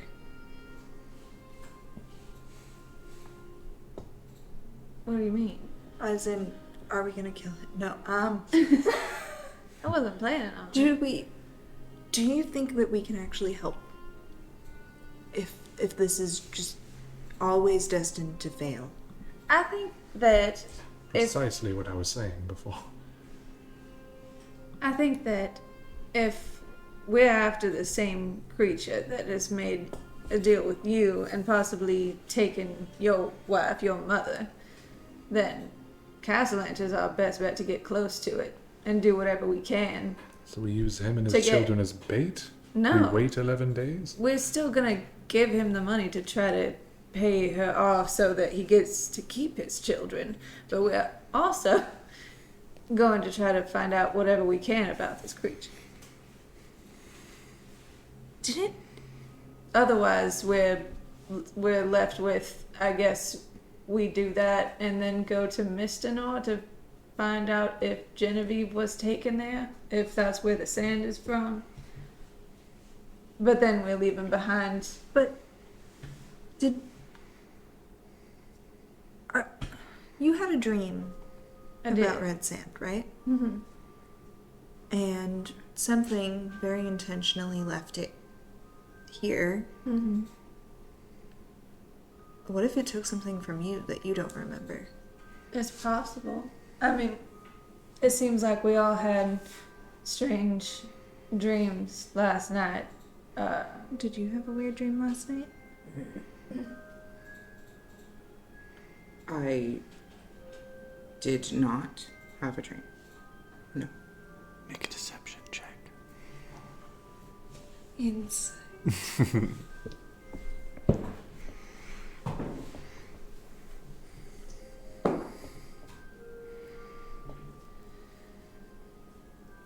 Seven. Dirty 20. Okay. Yeah. Ollie's just kind of like, I don't have dreams. Dreams are for babies. I didn't have a dream. Ollie, You don't you have could to... just say that you don't want to talk about it. And she said she didn't have any dreams. I don't... It wasn't... Oh. Right. Okay. You can just say you don't want to talk about it. You don't have to lie and say you don't have dreams. It's not that I don't want to talk about it.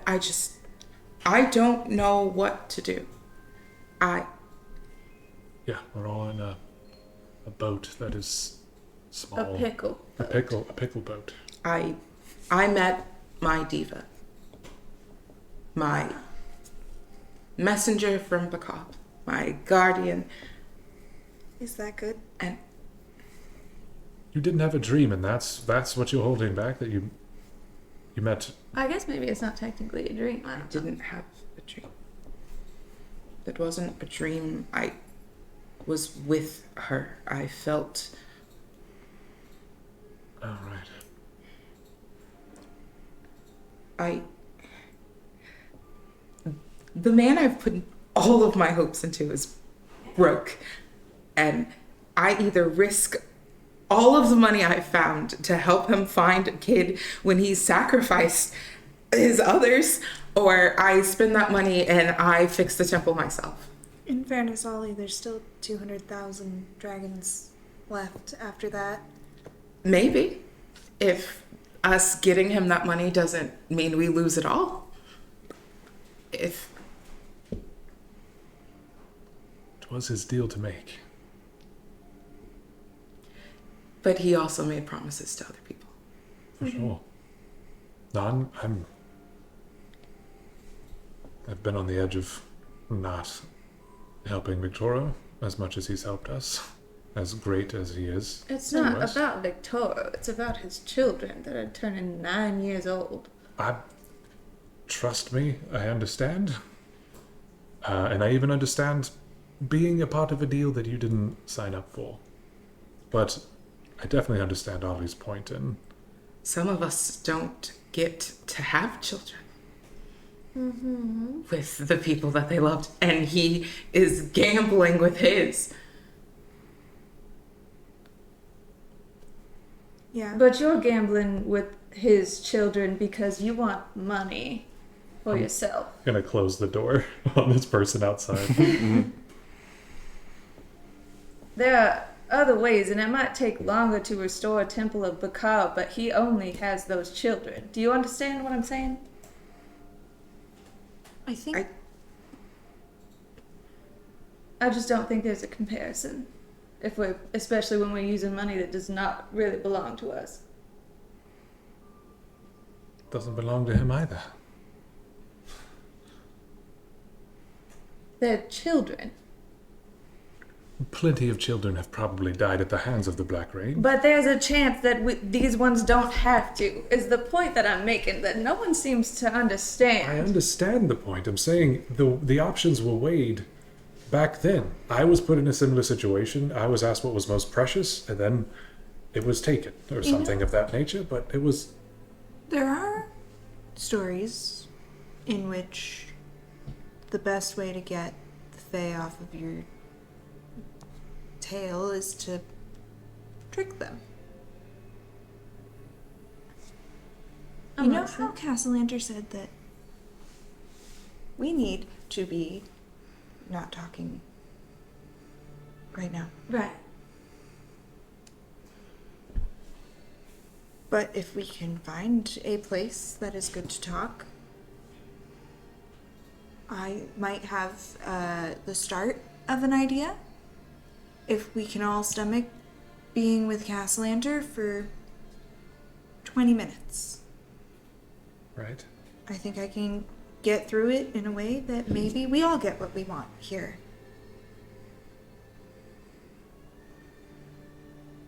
Is that not the point, though, right? I mean, we have to break the cycle. I think that might give us a start. A head start. If it works. You go into something like this is what I want. That's what attracts this situation, right? Like, in a desperate measure, you do something, and something negative happens in return. There's a pitfall everywhere we plan. We have to break that cycle. I have a question for the DM. What's up? So, protection from good and evil. or from evil and good. It does include Fae within that title. It does. It is against attack rolls. However, it is also against being charmed, frightened, or possessed. Does being watched by a Fae count as being charmed by a Fae?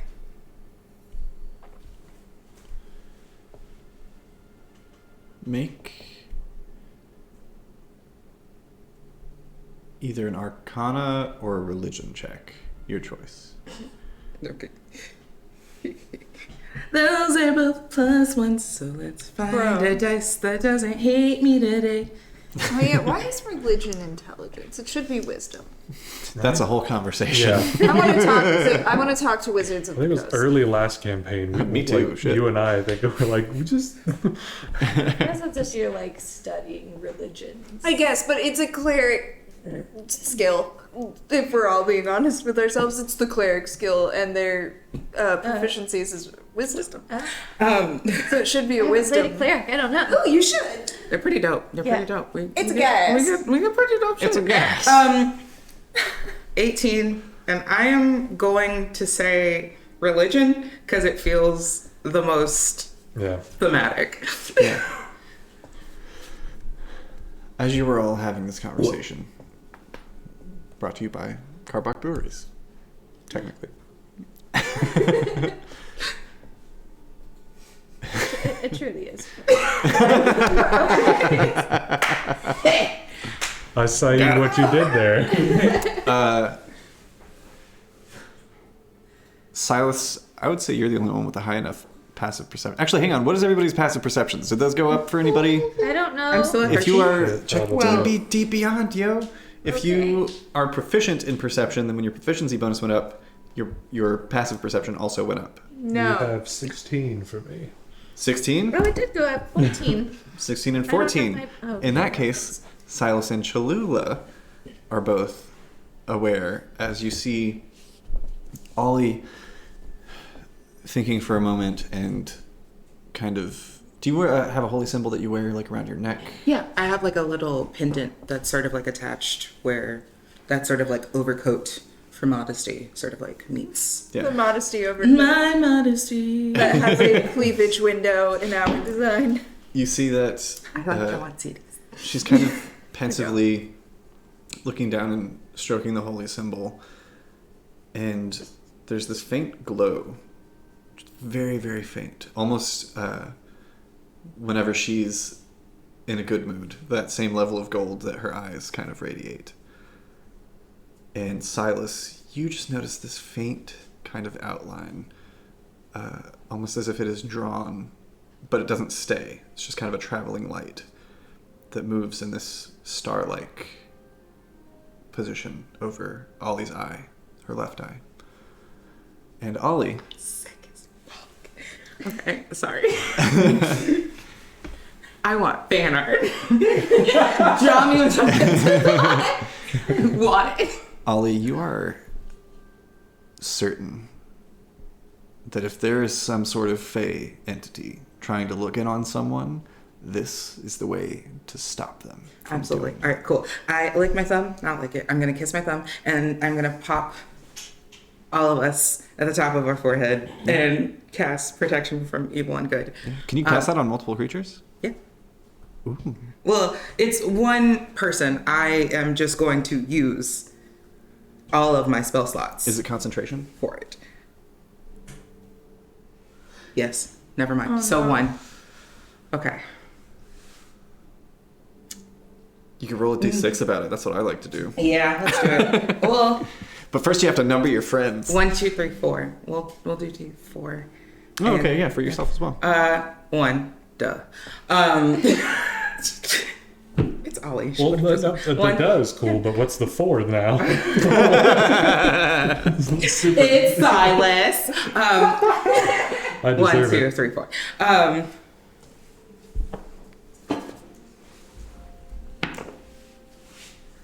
Okay, cool.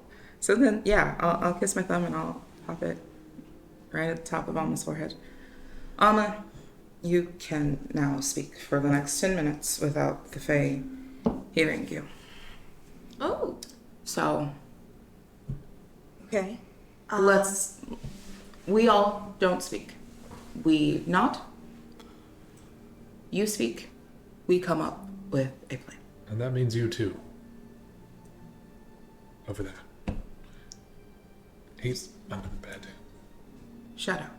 And you can't see that Silas's shadow, unnaturally. The rest of yours are kind of like flickering about a little bit from the continual flame spell that keeps this room lit, but his is stretched out and kind of like just a black bar reaching under the bed of the room. Okay. So, the deal that Castellanter made is that if he doesn't pay up in 11 days, the last things that he holds dear, his 2 kids, will be taken just like the first one, right? This Fae is watching through some means, probably us too, but hopefully right now it can't hear me. What if we, as far as the Fae knows, kill them? Hear me out. I'm not going crazy, I promise.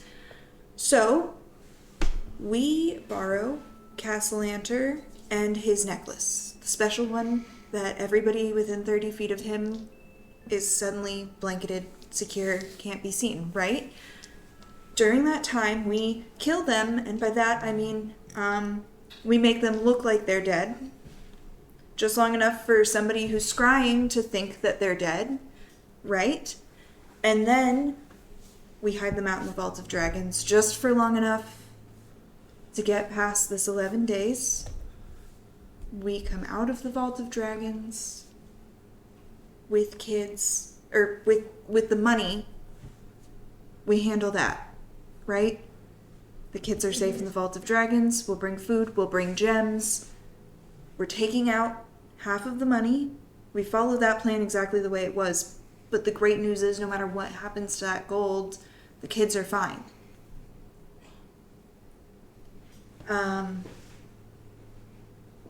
There were other thoughts here that I really needed to make sure that I got out, to make sure I rounded out this plan. We need that necklace if we're going to do this. So we do the whole, they're dead, oh my god, what have you done, Castellanter? This is horrifying. We take the necklace. We wander it off for long enough for somebody to see those kids dead. Right? Probably his wife too, if we're being fully transparent, just in case.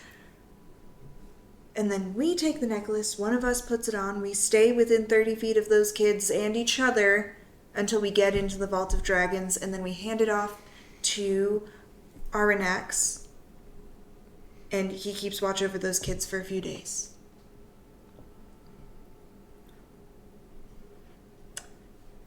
And then I wait 10 minutes. It's more like 5, but...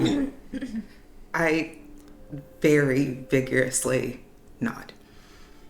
I cannot say anything, but I have a plan, and I try to gesture that with my eyes.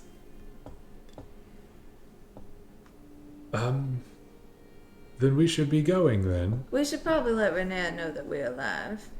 That's probably a good idea. We don't have to go into details with him at this time. If everyone wants to wait a little bit, but he could also be helpful. As far as...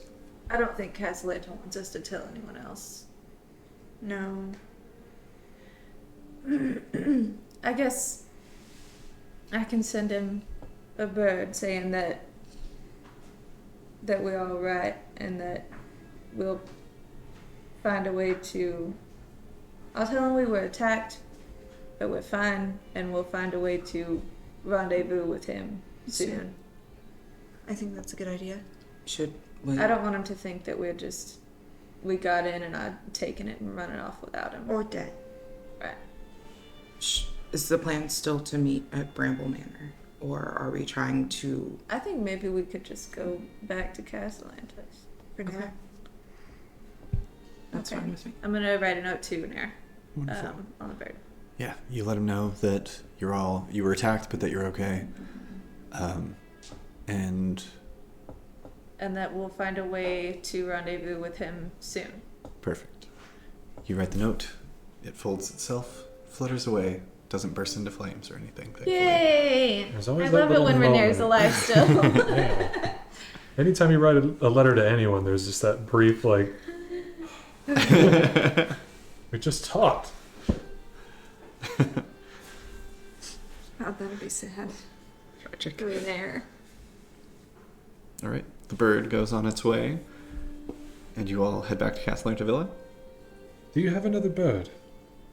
That was my last one, but we could pick up some Let's more pick anyway. them up. Okay. I have an idea. Maybe stop by a jeweler as well. Get a gift for a friend. Mm-hmm. As thanks for everything they are doing for us. Mm-hmm. Yeah. What's the closest, like... General bird paper store. The closest place would probably be Bookworm's Treasure in Troll Skull Alley. Okay. Yeah. All right.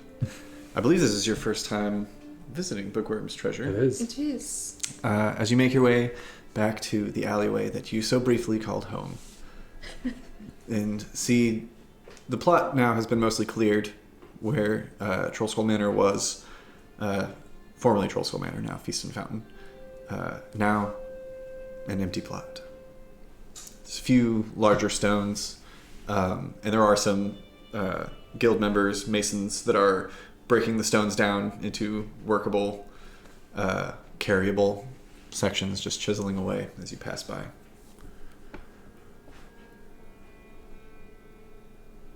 Breaking stones down. Yes. That's Are you having an that's idea? what they're doing. You leave a pile of sand somewhere. Uh-huh. That's no different than pretty obviously leaving a javelin handle somewhere. Okay. Do you think that this has something to do with... Probably. I mean, it's not a far throw. Do you think Bookworm's Treasures would have any books on Mistinor? Probably. I could pick some up. I haven't read much about it. I'm sure it's nice.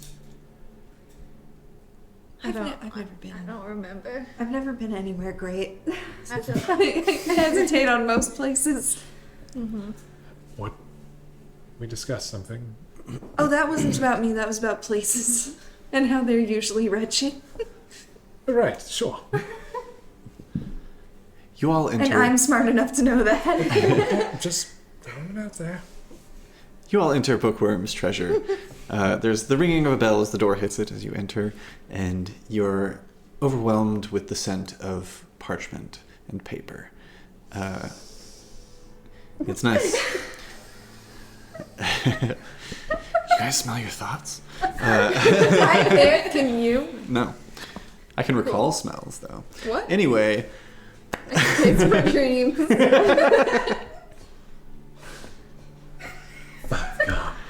You see, standing behind the counter is about a 7.5 foot tall, like hulking humanoid figure, broad in the shoulders, wearing just simple gray and white robes, and a scaled visage.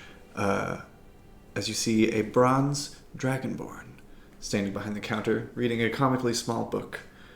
Through some comically small spectacles out on the center, like on the tip of his snout. He looks down, sees you all enter, closes the book up.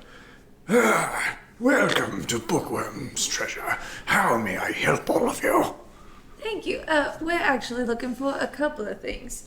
We'd like to get some paper birds, if you have any. Wonderful. As well as if you have anything on Mistinor, any sort of history or sort of like a travel guide. I don't have any travel guides, but I do have a couple of histories of Miss Nor, yes. Wonderful. That'll do. Is there a particular era you're interested in? All of it. Do you have all of it? I do have a collective. Perfect. Yeah. Wonderful. It's not as in-depth on most of the topics, but it is quite a nice read. That would be great. Unrelated, do you happen to have any books on powerful fairies and good fairy tales with a strong lesson? I don't have many books on fairy tales. More of a scholarly shop that we run here, but I do have a couple of books on the Sylvan and the Fae, if that would be interests great. you. Wonderful. Let me just go ahead and grab your collection and see what suits your fancies. How many birds should we get? I was going to go for 10. Just, we seem to need them a bit. Yeah, we use them a lot. Let's go ahead and make it a dozen. I'm going to use 2 right away. Oh, okay. Did you happen to maybe salvage any books from the tavern when it fell? Not personally, no. No one brought any in? No, it was not my property and not my place to do so. No, I just didn't know if anyone had donated or anything. I haven't received any donations in the past day. How many birds was it again? 12, if we could. 12, wonderful. Let me gather those up for you and the books that you have requested. And if you need anything in the meantime, just call out for Rishal. That is myself. Oh, sorry. It's nice to meet you. And lovely to meet all of you as well. Silence. And he kind of just like turns, and there's this like heavy thudding of just like as he just like lumbers through this strange dragon man who is very large. How wide are the aisles? They're just wide enough. Maybe 4 feet, 5 feet across. Anything you guys would like to do as he's gathering your wares? I don't know. Does he have like a special locked like case of any special items behind the counter? Any glass cases? Make an investigation check. I will. I'm not like trying to steal shit. I'm just looking to see what's around. Sure. For now. I only stole that pack of cigarettes from Dasher because he was a piece of 15 flat. That's a natural one. No, the desk, like the front desk, is just kind of a small wooden desk. There's some shelves on the back side, but without going back around the back, you can't really see anything. There's not like a back room or anything like that, or even any particular scrolls or books directly behind. Relatively sparse. And I will just wait. Pardon me while I find the price of a paper bird. The price. I feel The like price of Here doing we are. business.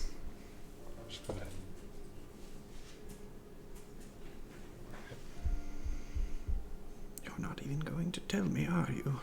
No. That's pretty rude. You'll have to guess. what do you think they're worth, Cameron? This is your world. That's a great question. I bought some. Yeah, I think you got them for like 5 silver each. I think it's like 2 for a gold. The price of talking to your I friend. don't remember. That's what we're going to say this time. You wanted 12?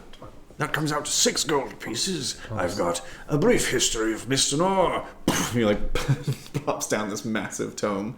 Oldest continent on all of Kavora, I'm sure you're aware. Put down a platinum. Does that cover all of it? 10, 6. 6, 10. Yes, that should do it. All right. There's a bit extra. Would you like a change? Absolutely not. Thank you. I'm gonna Thank grab you. the book and just heft it up. And this is gonna be my workout for the year. So That's good. Wonderful. Don't throw out your back. I probably won't. Do be careful. Thank you all for coming in on this day. If there's anything else I can help you with, feel free to let me know. Otherwise, I wish you a joyous journey through these walks of life. Oh, thank you. Thanks. Thanks very much. Of That's course. a kind thing to say. You Good mind day if to I all of you. Hold on to like 3 of those birds. Yeah, sure. You make your way out of Bookworm's treasure. So here's something that I can't quite figure out. If we think that possibly the javelin and the sand pile and maybe some other javelins in this world are all connected to the same friend of ours, what's with the part with the devil demon things? Right? I'm not sure. Because you recognize the little devil creature. Do you still have that head? The imps? Yeah. What do those have to do with a fairy? Do I know for fairy and imps to hang around each other? You're not aware? Make a nature check. Let's try you.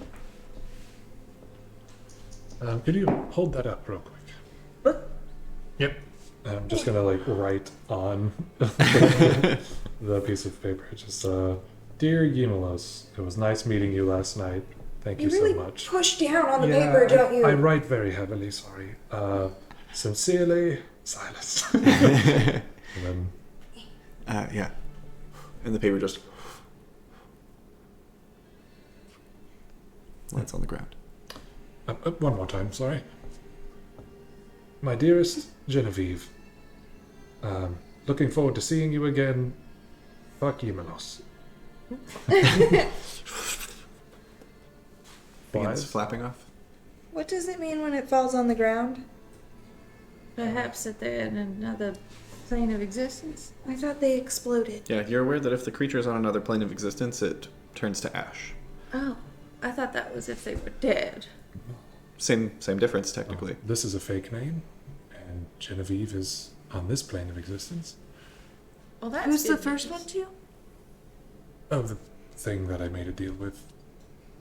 The name that they gave him. Yeah, Can so- you scratch it out and try? I mean, I guess.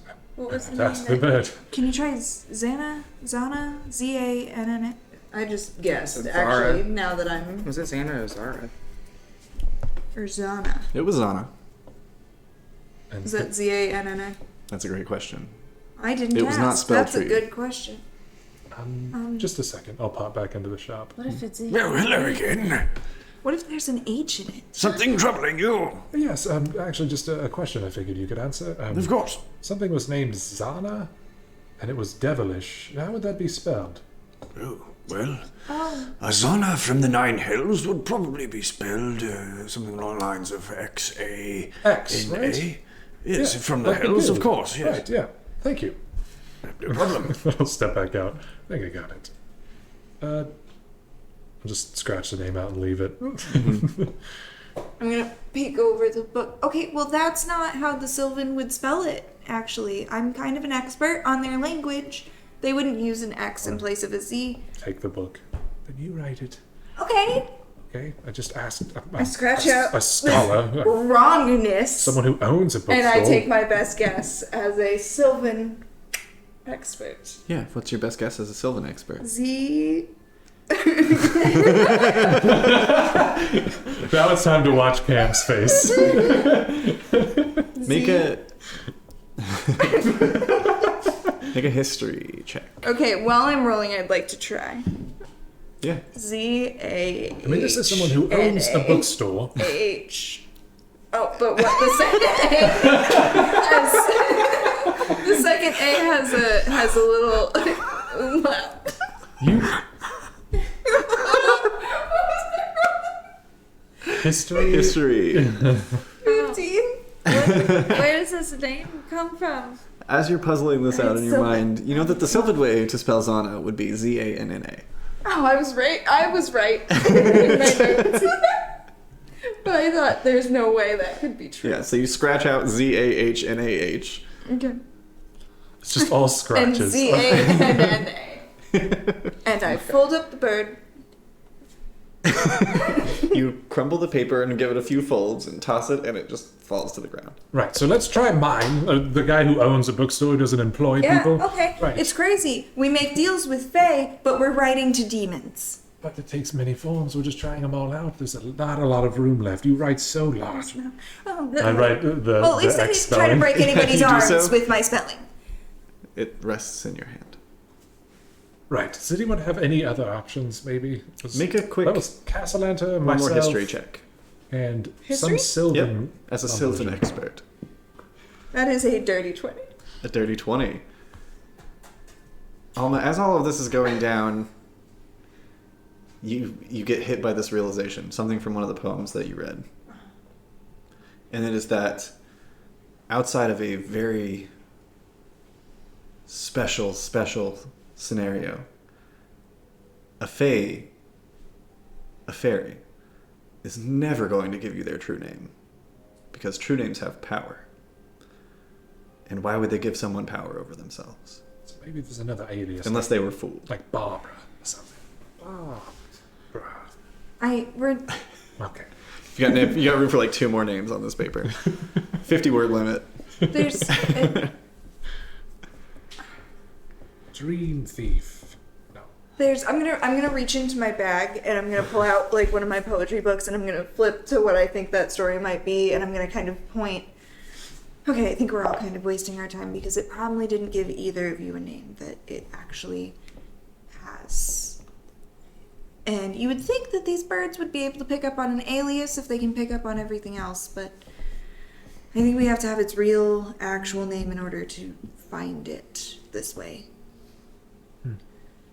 How fast are the birds? The birds are not very fast. They So, are could we follow that one that's going to Genevieve? The one that's like 4 blocks away. at now. this point. Well, That one is out of sight. They're Well, slow enough that you actual could. bird. That's a seagull. They're slow enough that you could follow one, but that one in particular was written before this whole debacle, and is now long gone. And again, this is a relatively common form of communication in Waterdeep, so there's a lot of paper birds, pretty much all the time. I like what you're thinking, though. We can get on a dock on a boat and then ride a bird. And there's not too many at sea. Could I borrow just a single bird? Yeah. You want this one? Have a Got- bird. You guys are keeping track of how many Give of her these a you still fresh have, bird. right? Yeah. Cholula, you got 3 of the 12. yes. He has And the rest of them. 9 He minus sent one. 8 minus 7. So you've got 7 left. Yeah. Now 6 when you give one to Ollie. Yes. Sure, yeah. I want to mark that down somewhere because I'm Yeah, I've not got it. going to. Alrighty. I'm gonna, after the session, I'll put it in digital.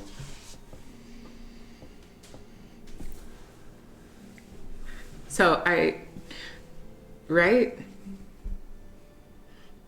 a quick little note to Alma and I walk away like 20, 30 feet. Yeah. And then as I release the bird, can I cast light on it? Absolutely, yes, you can. Dope. And there's this small glowing bird that just flaps over to Alma. What does the note say? Hi. I just wanted to see if I could cast light on a bird so that we could track it. Because I can change the color of the light if we wanted to ever follow one. Right, that'd be good at night.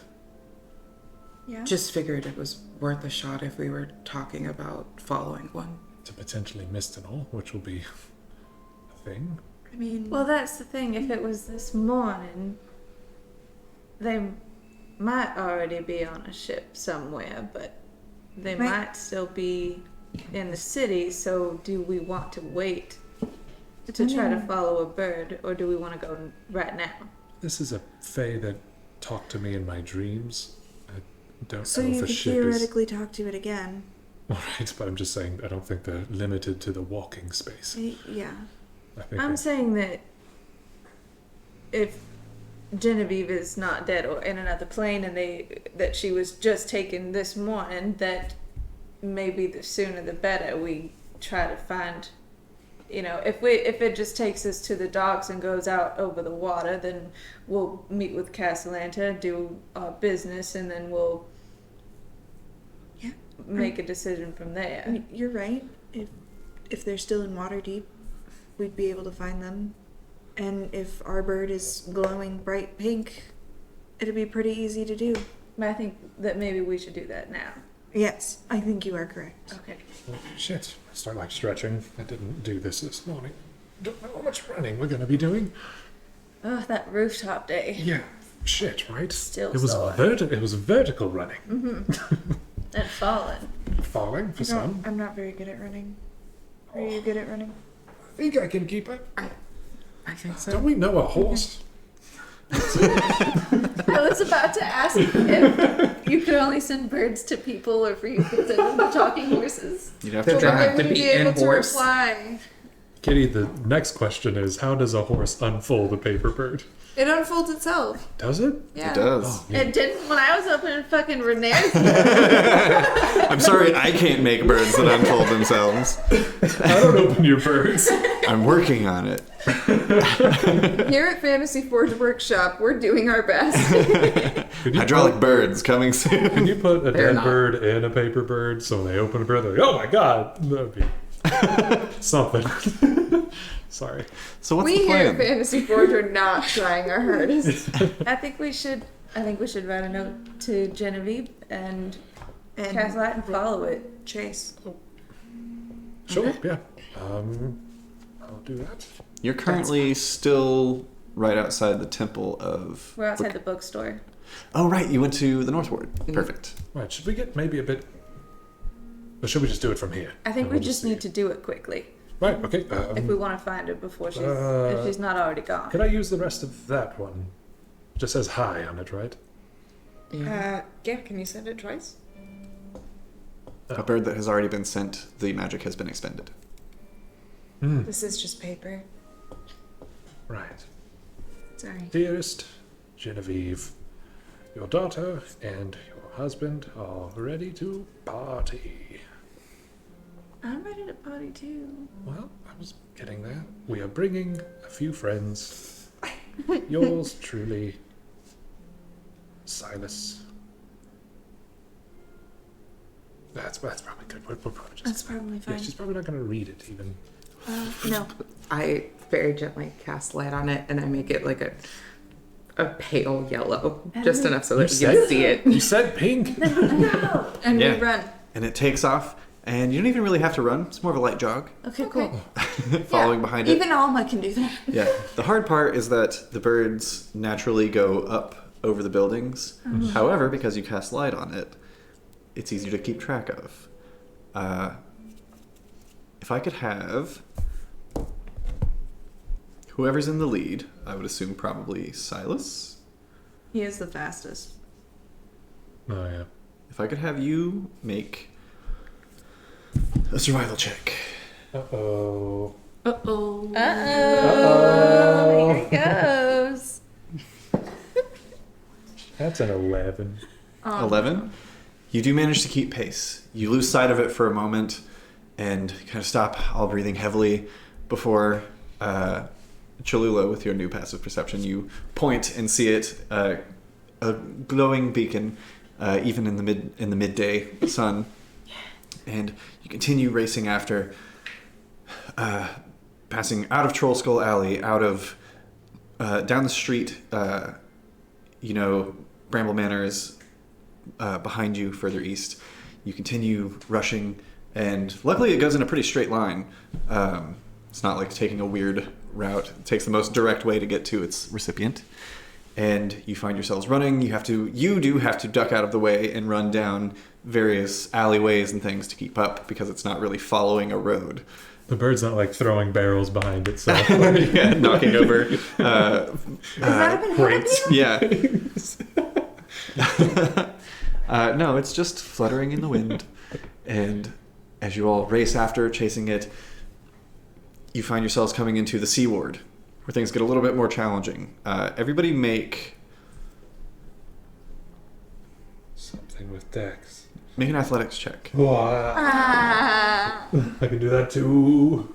This is long distance jogging at this point. It's like my dice know when I'm rolling for a thing I'm bad at, and they're like, well, we wouldn't want to be dishonest. Oh. Yeah, that's a 3. Oh, for Cameron, me. my 20 got all dirty. Gross. 8. 8. course. 16. No, not the 8. My 20. Me and Cholula fall. Yeah, Cholula and Alma start falling a little bit behind because the seaward, as I said before, is sloped. And it's a lot of downstairs. Yeah, cats only go up. Pretty sure that's Furbolgs, but because they're cow people. You can bring a cow upstairs, but you can't bring it down. The two of you start lagging behind a bit. However, Silas and Ollie, your training has prepared you for this. Even with your injury, you are keeping pace with Silas. You're making your way down several flights of stairs, across another street, down some more stairs as you follow, keeping an eye on it, which is actually easier to see now because as you are sloping down, it's also kind of just gently floating downwards until you find yourselves... Let me actually look at a quick map right quick. Give us that map right quick. My brain is only so rememberful. Okay, so you know how you've been training There it with is. Ollie to get a little bit stronger? I think maybe I'd like to join you. Because we keep doing running, and it's really bad. Eventually, You keeping up? No! you find yourselves on Diamond Street, which does cut through the seaboard.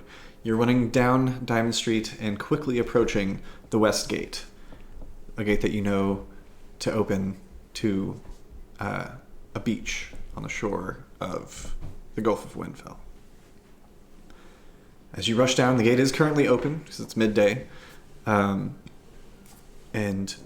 the two of you, Silas and Ollie, rush out just in time to glimpse the paper bird coasting over the ocean. What direction? West. Southwest or west? And what I know. Let me consult. The Atlas. Because west is vague for this part of the world. But Southwest. Do you just do the maps hang out in your mind filing cabinet? Well, I was tired of bringing them up, so I just kind of stared at them for a long time. Okay. Or that graphic at the beginning helped. Yeah. What's it like to have information retention? It is mostly panic. Okay. It's a mystery. Not jealous then. As you're standing there catching your breath for a moment, finally Cholula and Alma catch up.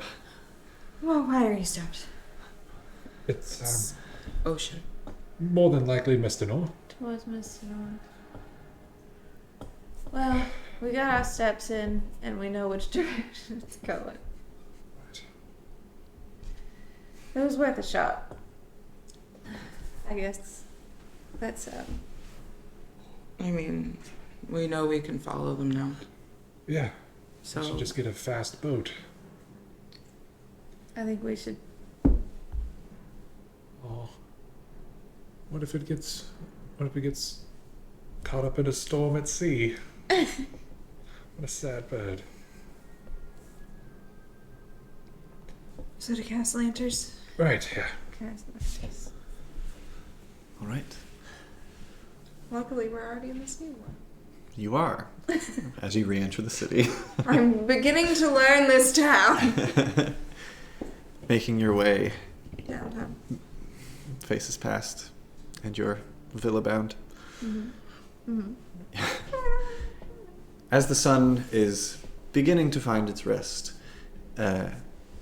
closer and closer to the western horizon over the sea, the Gulf, I should say, you find yourselves back in the early evening, around 6 bells, at Castellaneta Villa, where you are once again greeted by Captain Stark, who lets you in and brings you to the study. really quick, as we pass him, he still seems himself, not... Make an insight check. Check him out.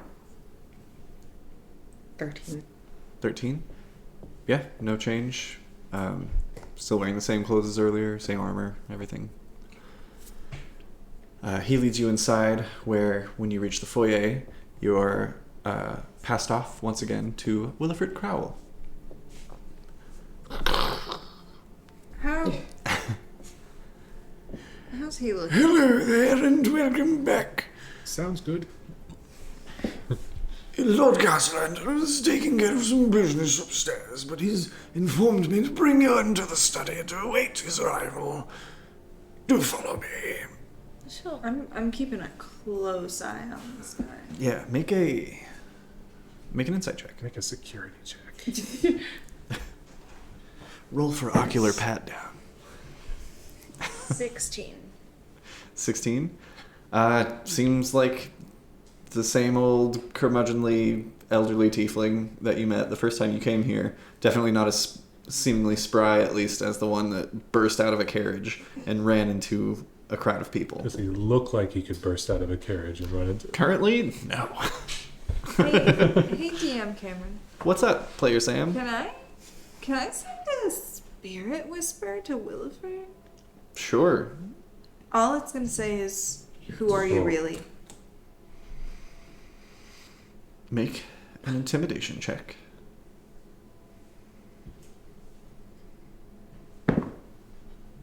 Okay. He probably won't die of a heart attack if it's really an old guy. It is an 11. She says weightedly.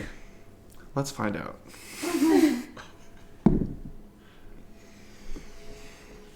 Roll a d100. Uh-oh. I don't like where I'm at. 25. Oh, God.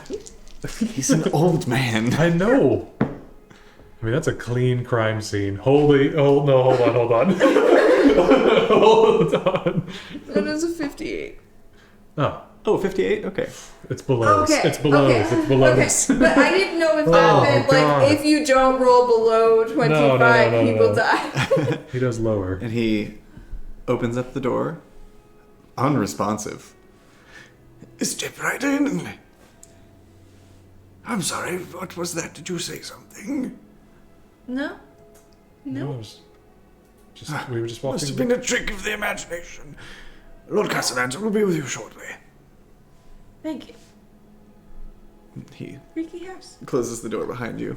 What did you do? Just asked who he was. Just in Oh, so case. you did something. I was just trying to kind of pin you. Oh, yeah, no, I did. What? So you did the thing. I did the thing. You can't. While you have your family argument, do you mind if I see the book on Mistinor? Yes. Thank you. He's a frail old man. I'm It gonna is read. dense. Go ahead and make... Are there pictures?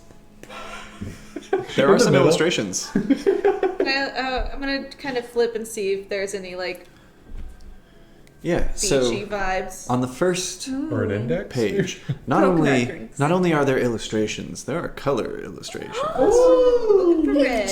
And if you're watching on Twitch right now and you go to our About section here on Twitch and join our Discord, you will see the image that Cholula sees on the front page We should be doing that. of A Brief History of Mistinor. That's fun. I'm going to post it in the general chat. Mistinor. I don't know that I've posted this one in public before because I just made it recently. Mistinor is new. None of us have been there, at least. I ain't never Where been are there. you, you bastard? There he is. You right, bastard? You're right, bastard. Can't get stale lies. You wanted stale. You see this lovely map of Mistinor, and it is as the priestess said, the entire eastern coastline of Mistinor is red sand beaches and a bit of arid region. The main notable settlement there is Lugriv, and as you will also notice, no roll required. Most of the so Mistinor is one of the oldest continents in all of Kavora. And I'll say this is things that you're getting as you read. In the author's voice. Founded by the elves, Mistinor is a place of magic and wonder. And as such, most of the names of cities are in the elven tongue, which is why they're so floofy and appear the way that they are. You know that the capital city currently of Mistinor is Geladorn, which is a centrally located city in kind of a hill country. And the other most interesting thing that you get from your brief perusal before Victoria arrives is that To the west of Kalima in the south. Oh, one more bit of fun trivia that I forgot about until just now. Give us. Give us the trivia. Each of the cities in Mistinor, the name has a meaning that pertains to the city or the region, this is true. I looked them up. Obviously, Mossendal is a mossy dale. It's obviously. Obviously. Kalima is the city of light. Altanen literally translates to large water. Naramloth means red trees. Durfalas means dark beach. And Lugriv means dragon skin. However, Geladorn, the capital city, was named for Othorion Hervalur Geladorn, an elven hero of ages long past. Can you give that to me 3 more Who's times? still alive. That's Othorion Hervalur Geladorn. So good. Can't wait to play Dave. Okay. So I guess I will check the index for Lugriv and check that first while we're waiting for Castellanter as much as I can. Wonderful, wonderful, wonderful. Where did it go? And Ollie, you have to agree, like, you can't just speak. I mean, you've heard the voices that she sends to people. You can't just do that to an unexpected old man. It worked out. I'm yes, gonna but send one to Ollie that just says, "You don't hate it that much, do you?" It's just something that you just do to someone that you're like, hey. It's not like the worst. I mean, like, it's not. I mean, for a first timer, I'm not saying now. Now it's like, oh, that's my just first time. Like, it was almost friends. It was weird because I didn't know who it was. Right. But like, that's not fair because I did say it's on. But it was like it's like it's on. Yeah, it's like right. It's a guy. It's like a mean man usually, or a tiny child once. I think. Sometimes it's a tiny child. I like the tiny child the most. Cholula. Skipping through, there's a lot to skip through.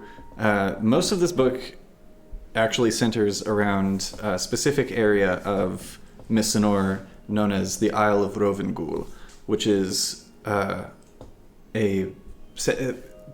book tells that there is history that this island is the source of all magic in Kavora, that this is the origin point of where magic comes from. And as such, it is a highly volatile area, prone to various strange bits of wild magic and arcane twisting, and magic behaves strangely there. But it is said to be where the weave enters Kavora. The book also goes on to whoever wrote it is kind of speculating that if there is an exit, or rather if there is an entry for magic from the weave, there must be an exit, which might have the opposite effect, but nobody's really sure about any of that.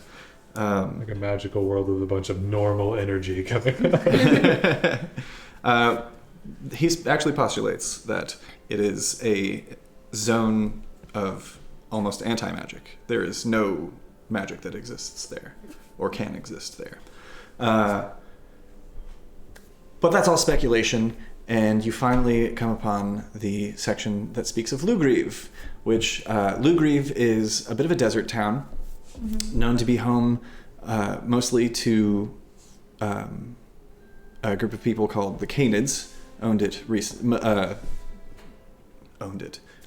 Found their home there originally. And yeah, it talks about the wars between the Canids and the Tabaxi, and then their eventual treaties and splitting the city and opening it up to trade, where various other travelers now come in, and it's kind of a bustling port city. Not too different from Waterdeep, but much smaller. Not as, at least based on this description, not as sprawling and well. It doesn't have as much technology. Industrialized? Right, thank you. And as you're reading over this portion, the door opens, Victorio enters, kind of fixing his hair back into its place. Welcome back. We have already... You've got the... Yes, I never take it off. Yeah. We have received these, and he plops down about 10 bags onto the table. Only halfway there, but without clearing out all of the supply within Waterdeep, I am sending some servants to Hillslip with protection to see what they can find there, and if that runs dry, there is always Galen's Folly to the north. So if we were gonna need 15 to 20 of them to get all of it out, does 10 seem like enough to get out how much Victorio needs? By just basic math that I've done in my brain right now, yeah, it seems like half the bags needed to get the whole thing would get half of it, which is about how much he needs. Yeah, I mean, it's 280, right? But I think we might be able to make this work. I will say that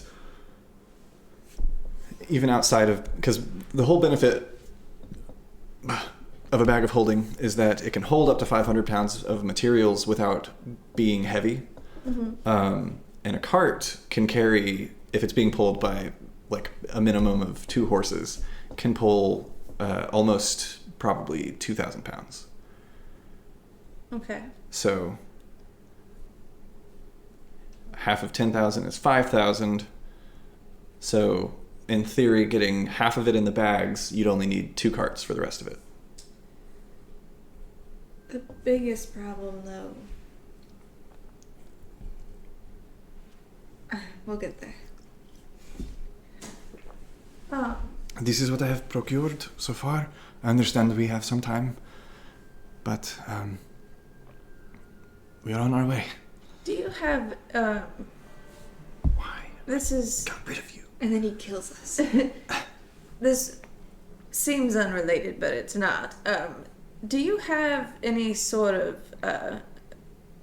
magic or a way to identify Yes. a substance? What?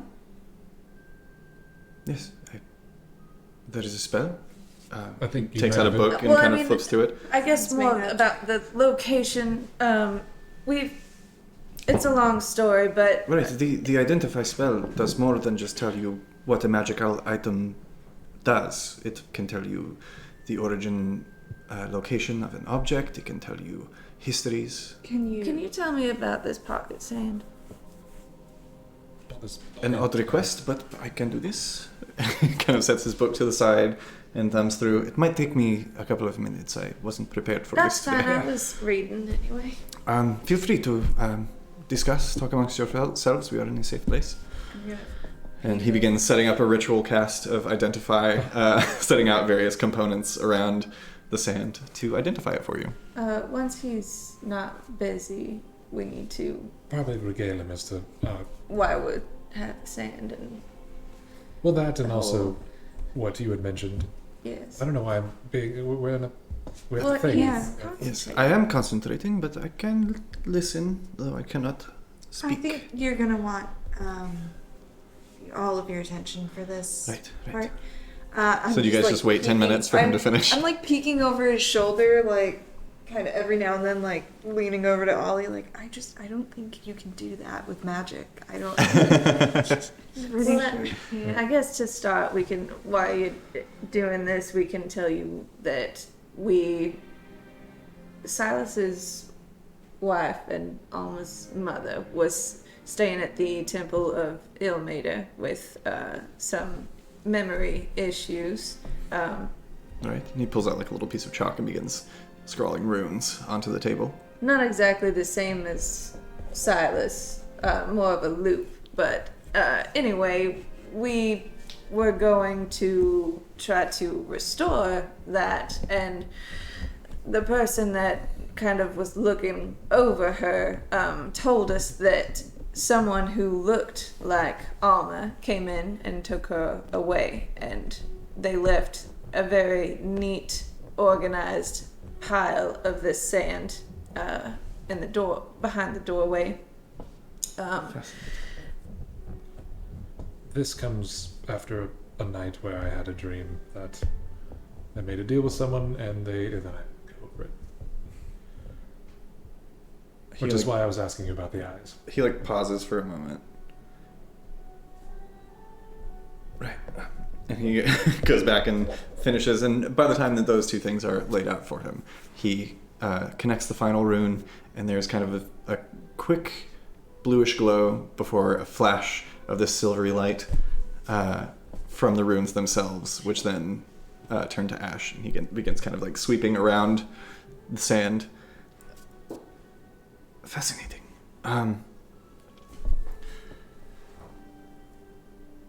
This is crushed ruby scales from very, very, very old dragon. It originates from Mistinor from very, very long ago. I have read a little bit of... Oh, I see you have a brief history of Mistinor yourself. Yes. Just picked it up. I do enjoy that one. It is such a wonderful place, especially as someone who practices and studies the arcane as a bit of a hobbyist. It is fascinating to read about the origin of magics and how they spread from Mistinor. Tell me, what do you know of the Grimdolian invasion of Winfell? I mean, I know that there was a war, and what do I know about that? I would ponder that you guys don't know much. I don't. It's just like people talk about this war that happened, but, I wasn't there. Right. I was not there either. This was some time ago. Hundreds of years. But the King Grimdal, Emperor Grimdal, as he is now known, was a conqueror. He sought to unite all of Kavora under one banner, and started doing so by subjugating powerful creatures and using them as his tools, you could say, to carry out this war. Most notably for us in our history of our continent here on Winfell, there was a great battle with a gargantuan dragon that was sent to be a show of power, to get the people of Winfell to fall to their knees. But a small band of heroes partied together and took on the dragon head on and brought it down. It was hard fought and hard won. There's actually a beautiful opera about it. The Fall of Tiamat. Lovely, lovely play. We saw that. We saw We that. did. Oh, then you know a bit. We know more than we thought we did. I just thought it was made up. This is how the history pertains to Winfell. But the Grimdolian invasion was a global invasion. He was attempting to take over all of Kavora. And there were multiple dragons that were under his employ, you could say. He made a lot of promises to get them on his side. But the largest he sent to Mistinor, the most magical and powerful arcane, the center of Kavora, you could say. And Mistinor actually met this gargantuan creature with one of its own. And what ensued was one of the most harrowing battles in the history of all Kavora, as far as I am concerned, as far as I have read. A battle between a massive onyx dragon fighting a ruby red dragon from Grimdal. And they fought, which their battle took place across the entire continent of Mistinor. And at the end, both had fallen. They slay each other, fell into the sea. And it is said that the red sand beaches of the east and the black sand beaches of the west are the remnants of the scales of these great beasts and their battle, as they tore each other to shreds in the skies over Kavora. Oh, And it would appear that these are some of those scales? it looks that way. Well, that feels a lot more important than it did. So, if you are looking for where this came from, I would point you towards Misternor. That's kind of what we thought. We were also sort of thinking that maybe this creature that Silas made a deal with before and had forgotten about the deal visited him in his sleep last night. Right, this dream you spoke of. We think that maybe it might be a fairy, a fey creature, and it might not give its real name or appearance and might be the same that you're dealing with. Right. There is power in the name.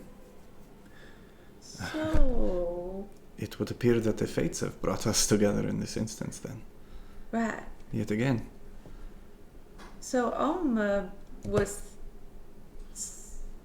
formulating a plan that maybe if this type of creature deliberately makes deals that it knows the other end cannot hold up, that perhaps we have to try something else. Yeah, are there drinks in here anywhere? Ooh. Study, like a globe or something? Are there? Yes, actually. And he walks over and there is a globe in the corner that he kind of like spins and presses down on a continent. I want one of those globe bars so bad. It opens up and there are several decanters inside. There's one that's red, one that's white, one that's kind of like a brownish clear, and several glasses. I'll take the brown one. Wonderful. I'll drink what's brown. Whiskey for Cholula. I will have a red wine myself. Red, please. Yeah, I'll take up wine as well. You had a plan. And I have just a plan. like chug whatever he poured me. Would this be more... Go ahead and just tip that back. Yeah. Okay. Would this be easier to lay out with a map of the city? No. No. Actually, I don't think we're going to need very many maps. Right, you don't need to plan out any, like... I think that it's best if you only know the essential parts of the plan. Okay. Okay. So, will you please repeat the terms of your deal with this creature? This isn't a part of the plan, it's more clarification. Yes. I'm sorry, you're asking what? Your terms with the being... The word. Yes, of please. the deal. Right. I need to make sure I'm not going to make this worse. The wording of the deal was, in order to restore my station, the station of my house, I would have to give up that which was most precious to me. Okay. Rather, we, myself and Amalia. You made the deal together. Yes. So what's most precious to the both of you? Our children. Right. Of course. So, what would happen if your children were gone? So to speak. What if this being presumed your children to be perished? I hope you're not suggesting No, what I we're think talking you're about suggesting. faking their deaths. We're not talking about murdering your children. Right. Or another. He does too. Me too, please. Yep. Okay. So, I would assume that doing such a thing would render the deal null and void. That, or it would transfer to the next most thing in precious line. thing. Right. And what is that? Is there like a pet hedgehog that... you love so do you? My closest friend is Williford Crowell. He's served my family for nearly a generation. I mean, we would of course still attempt to make the payment, but if something happens and they don't accept, and your children are not here, then at least they're safe. I may... By being dead. And then I drink the rest of my wine. But just for a little bit, and it's fake. Right. Is the thing. If they've got that... Potentially putting someone else's life in danger. If the next in line is Williford. Well, obviously the first in line is Amalia, but as we are... Well, we can hide her too. But she's part of the deal. Of course. Right.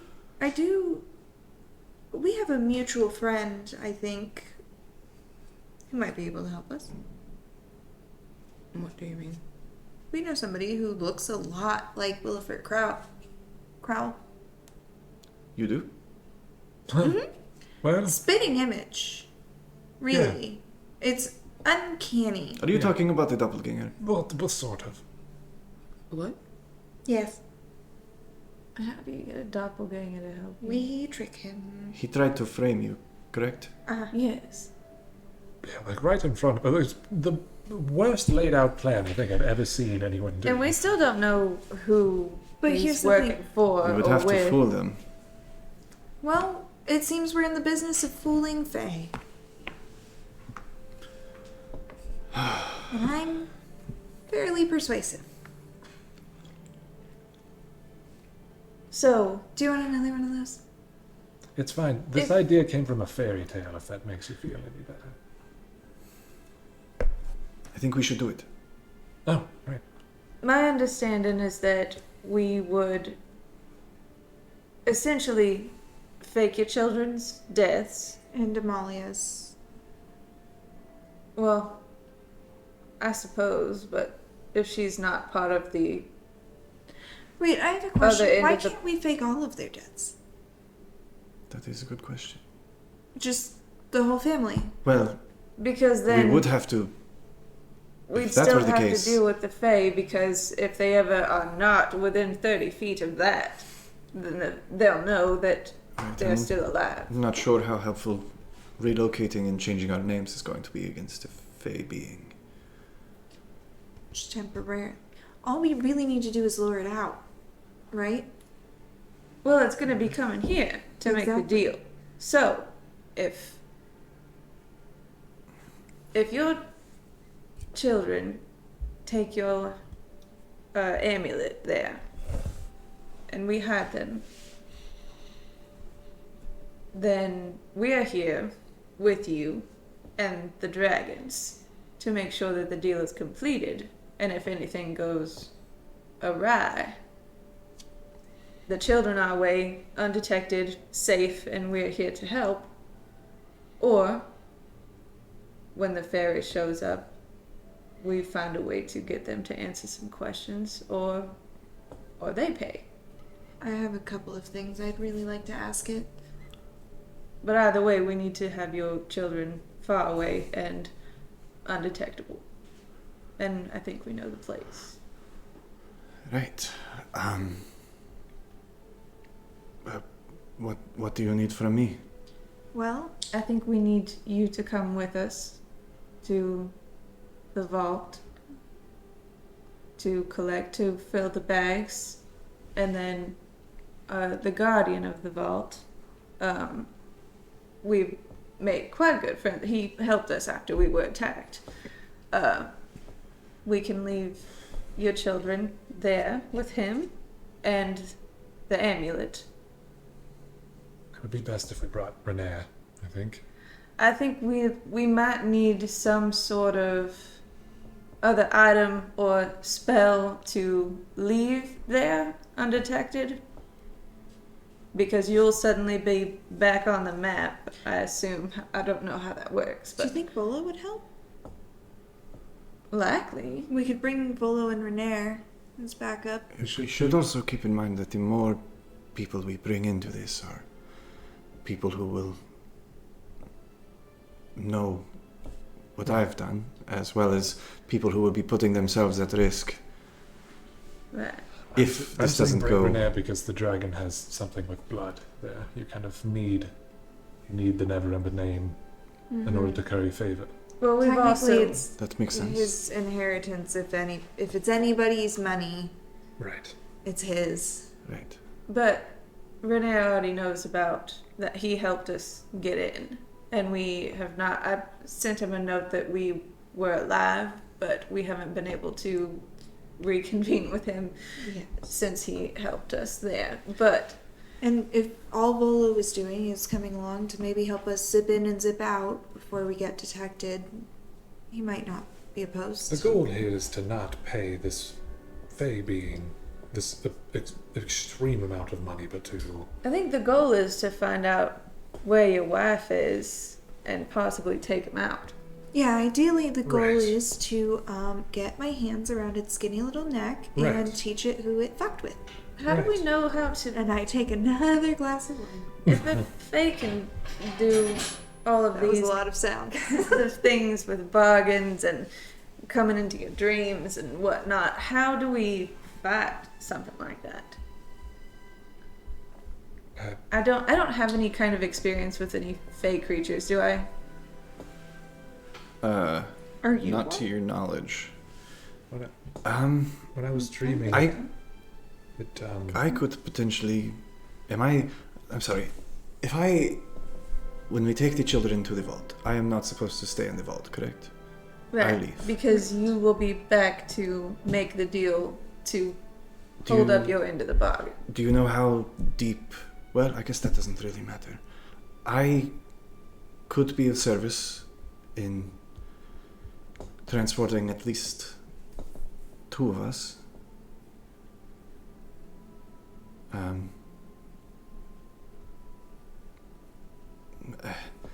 Could it not be that we arrange to meet this Fey being, to pay them, we present them to the dragon that's protecting the gold, and then Renea steps out and says, that person shouldn't touch the gold. And then a dragon is fighting a Fey creature. We could arrange that. Because the dragon's, But- its sole purpose is to keep things. I'm So sorry, if the you- protector of the gold is a dragon? Sort of. Well, kind of. I mean, I don't most really of the see time it. he was a dwarf and he was quite friendly. 100% of the time. He just, do you have any gemstones? No. Oh, yeah, just Well, we curious. can get some. Yeah. So, if it's time for the deal to be made and you're not here, it will come to you, correct? I would assume so. I wish we knew how it moved. If we, but What if you both went to sleep right now and had a little dream Well, and it came to visit? In I theory, also if thought, we slept within 30 feet of each other, it would not be able to find us. Well, that's true. were So you thinking? what if we take the children to somewhere like, I don't know, Bramble Manor, or somewhere where they can have the amulet, and perhaps Renea or Volo or both can Stay help there. to watch over the children while we go down into the vault with you, and the fairy And we will use... detect you without the amulet and Right. meet us in the vault. and then there's no collateral damage That if is- there is a big fight. Right? That is a good plan. I think. Yes. Thank you.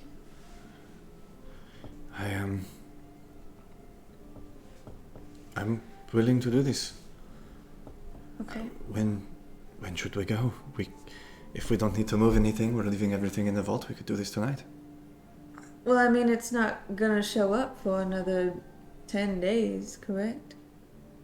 Or do you have to But call if it? we have the wealth before, I'm not entirely sure how these things work, but I know that somehow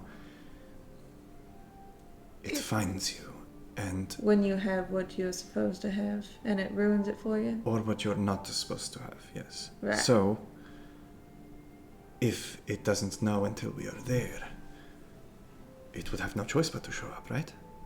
Right. That's correct. I also have some things that I have been working on that might be a fallback. I could attempt to perhaps not have to shed any blood, and to reward you for all that you have done for me, to make it so that you can keep all of the money in the vault. But it's a risk. I can try and, when she arrives to collect, I can make her think that the deal is null and void. Right. How? It is very complicated magic, and I've only just grasped it. But if her will is weak, if you have any way of breaking a creature's will in any way, I could perhaps modify her memories. Ooh. When you say breaking her will? Yes, a wise creature might see through it. Okay. But if there was any way of masking that or dulling her senses, perhaps.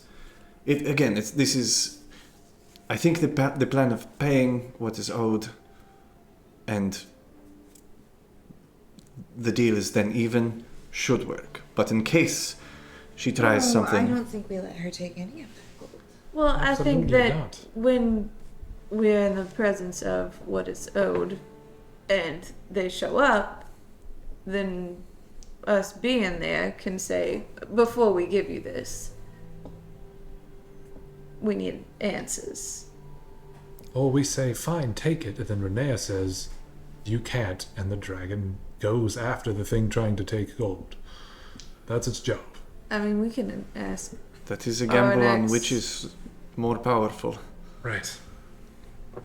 But You should have seen this thing eat some gems. if you are willing to jump into but the we fray don't as have well, Of we course. could heavily sway things in our... I mean, other than your friendship, literally nothing to lose. So, I'm game. I've thought the same thing before. Where is your wife? She's in the garden, tending to the plants.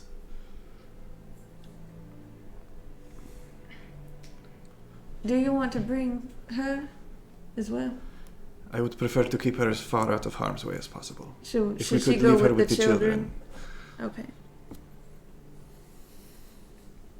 So when Yes, do we I do think this? we should get the children in a safe place with the amulet. Possibly have some friends that can watch over them, and then we all will go to the vault and hopefully have enough time before they arrive to explain to our friend what is happening, and if we can get our hands on more gemstones before we go down there, we may be able to ask for more help. I think we should definitely stop by a jeweler. And then we either get our answers or we fight. Or we fight and then get our answers. It's usually never the case, from my experience. And also, ask in your dreams, please. Thank you. I think for safety. We do not know how quickly this being can travel to and from, or even where they are. The thing that worries me, if we go to this safe place and I take off the amulet, gift it to the children, potentially she can find this is where I show back up. Once you're 30 feet Then out from I may be a way to prevent that, but we only have 10 minutes once I do it. you'd have to get as far away as you can, as We'd have quickly to as you run. can. I can What potentially... if? So you're saying you have an ability that can hide me from the perception of this creature. Yeah, but I can only do it So for one person at a time. perhaps in the streets, outside of wherever this vault is, we bring Amalia and the children, and protection, of course. The moment that you give me this protection, I give Amalia the amulet, and they go on their way to safety, and we go into the vault. Mm-hmm. That way, the only place to find us is there. Perfect. Yes. Is it all right with you if I invite Renea here to meet with us? Of course. I have one question. Are we making it public that your children and your wife are dead? I think We've as moved a ruse, into or are we just hiding them? hiding them. At this time, we're just hiding them. In hopes that we get rid of this cycle, this problem. Okay. Right. At the end of the day, if we fail, all of us are dead, so it's really... I just mean that I can fake a death. Make it, for all intents and purposes, look as if someone is not here. I can't do it today. It'd have to be tomorrow. But I can't. It's a spell I know. Good to That's know. incredible. Yeah. If our plan was still to fake their deaths. I don't know how many people I can do it at once. It doesn't require my concentration, so... Does it take a while? 10 minutes. So it would take 10 minutes for each person, but... I think if they've got the amulet and they're hidden, we don't have to make them look dead. We just have to make sure that Right, they can't find If this thing leaves the vault and we don't get our hands around its neck, as you said, they're in hiding for their entire lives, within 30 feet of a necklace. Yes. I mean, that's we up fail. to the terms of the deal, really. Pretty much. You can't collect what you can't see, but... Well, Can any of you put someone to sleep? Yeah. It takes about a minute of asphyxiation, usually by pressure putting down on the head over the neck, just above these veins here. I was talking about you. Oh. If the fairies start to go away and we want to know if it's the same one, then we can put you to sleep and you can call to it. I cannot do this. I mean, try to I know this is possible. sleep. methods, but they are not kind. Yeah, I did. No offense. Don't. I won't. Right, but I've said don't before and you put a ghost in me, so... That was to help. If I look like I'm having... Maybe you can be 30 feet away, and if I look like I'm having trouble, you could, kind of saunter over. While you are sleeping? Yes, necklace and all. Right. Tonight? Yes, because I don't know how it's going to go. I think my friend was with me last time I was dreaming, and I believe they tried to do something to me, but my friend protected me. This doesn't make a lot of sense. Sure doesn't. But when I was dreaming, my shadow friend protected me from being harmed by this thing, I believe. And I think that could happen in my dream. I don't know what I look like on the outside. Is there... But This is about to get if you weird. just throw the necklace at me or something. Can people you have to attune to it. join dreams? I'm sorry? Wouldn't Can that people be be fun? in each other's dreams? Is the question I'm asking. There are theories of those who can connect themselves to the astral plane and visit others' dreams, but this is outside of my realm of capabilities and knowledge. Well, I think that if they slip through our fingers, I can knock you out, and you'll be asleep, and you can call for them. I mean, if there's not another way to do it. I can't. That put may be a anybody way to to at sleep. least draw her back this way and not out there looking for the children. Right.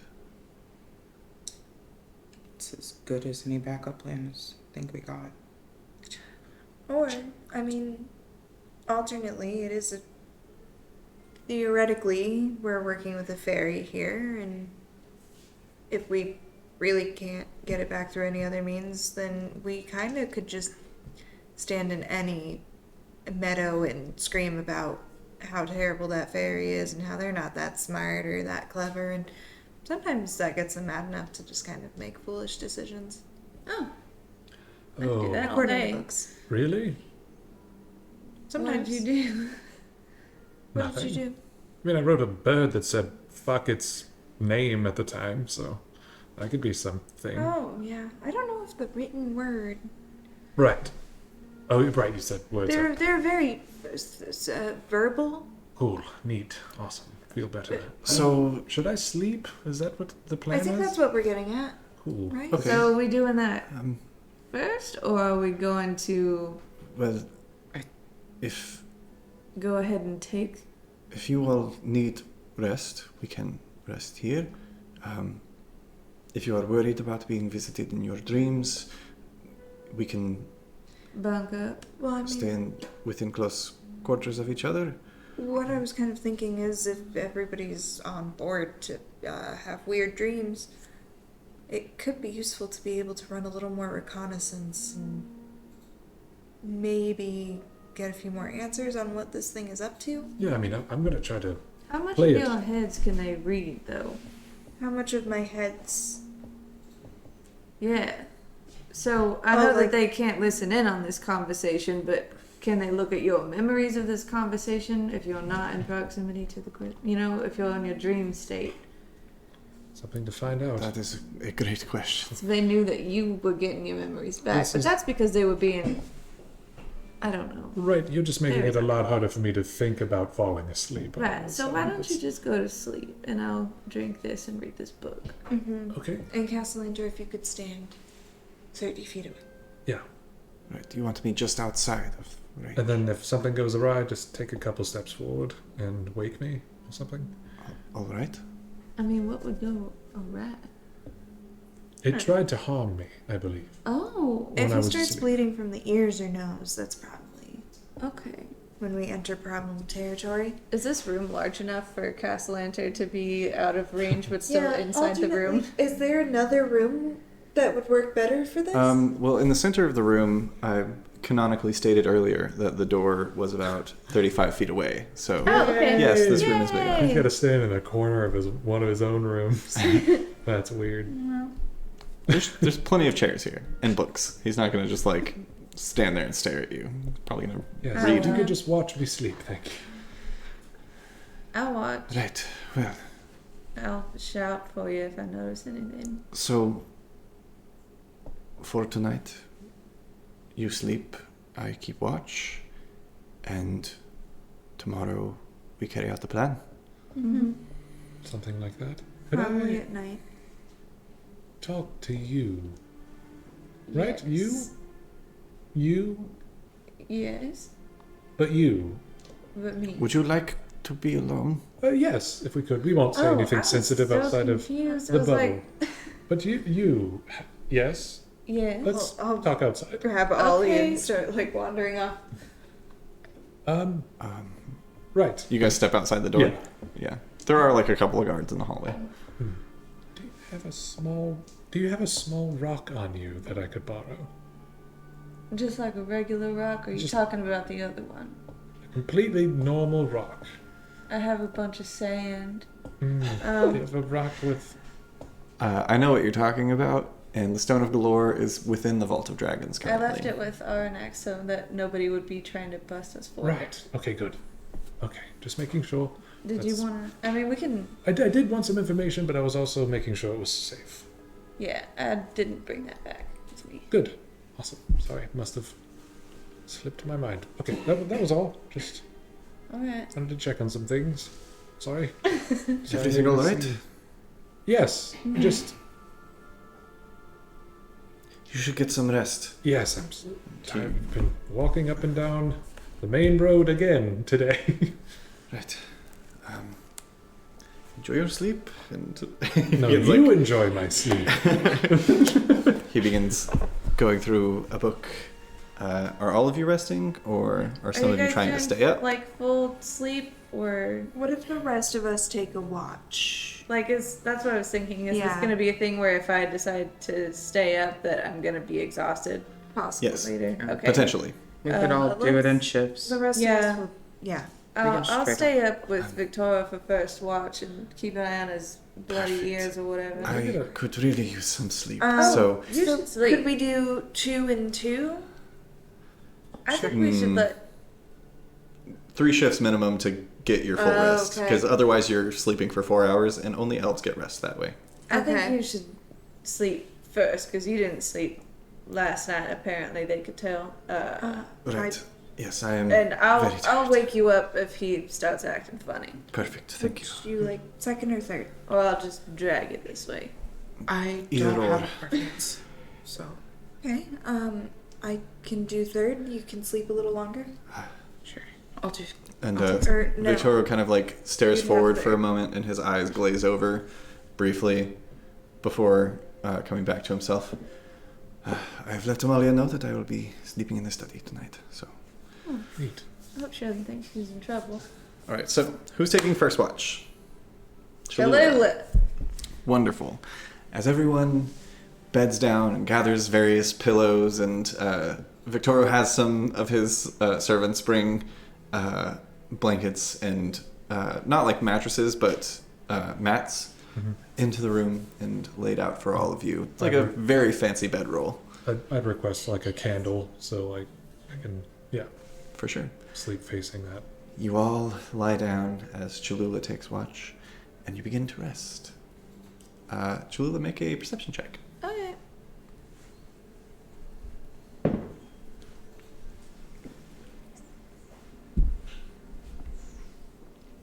$18. 18. Not bad.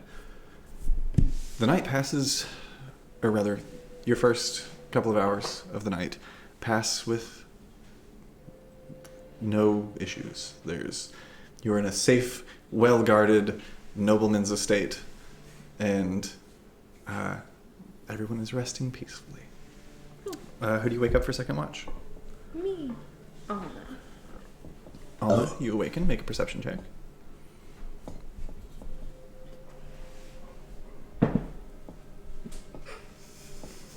It didn't even I can roll. see that from here. It didn't roll. It landed and then bounced straight up and landed again. And it's 4. 4. Wonderful. He's dead.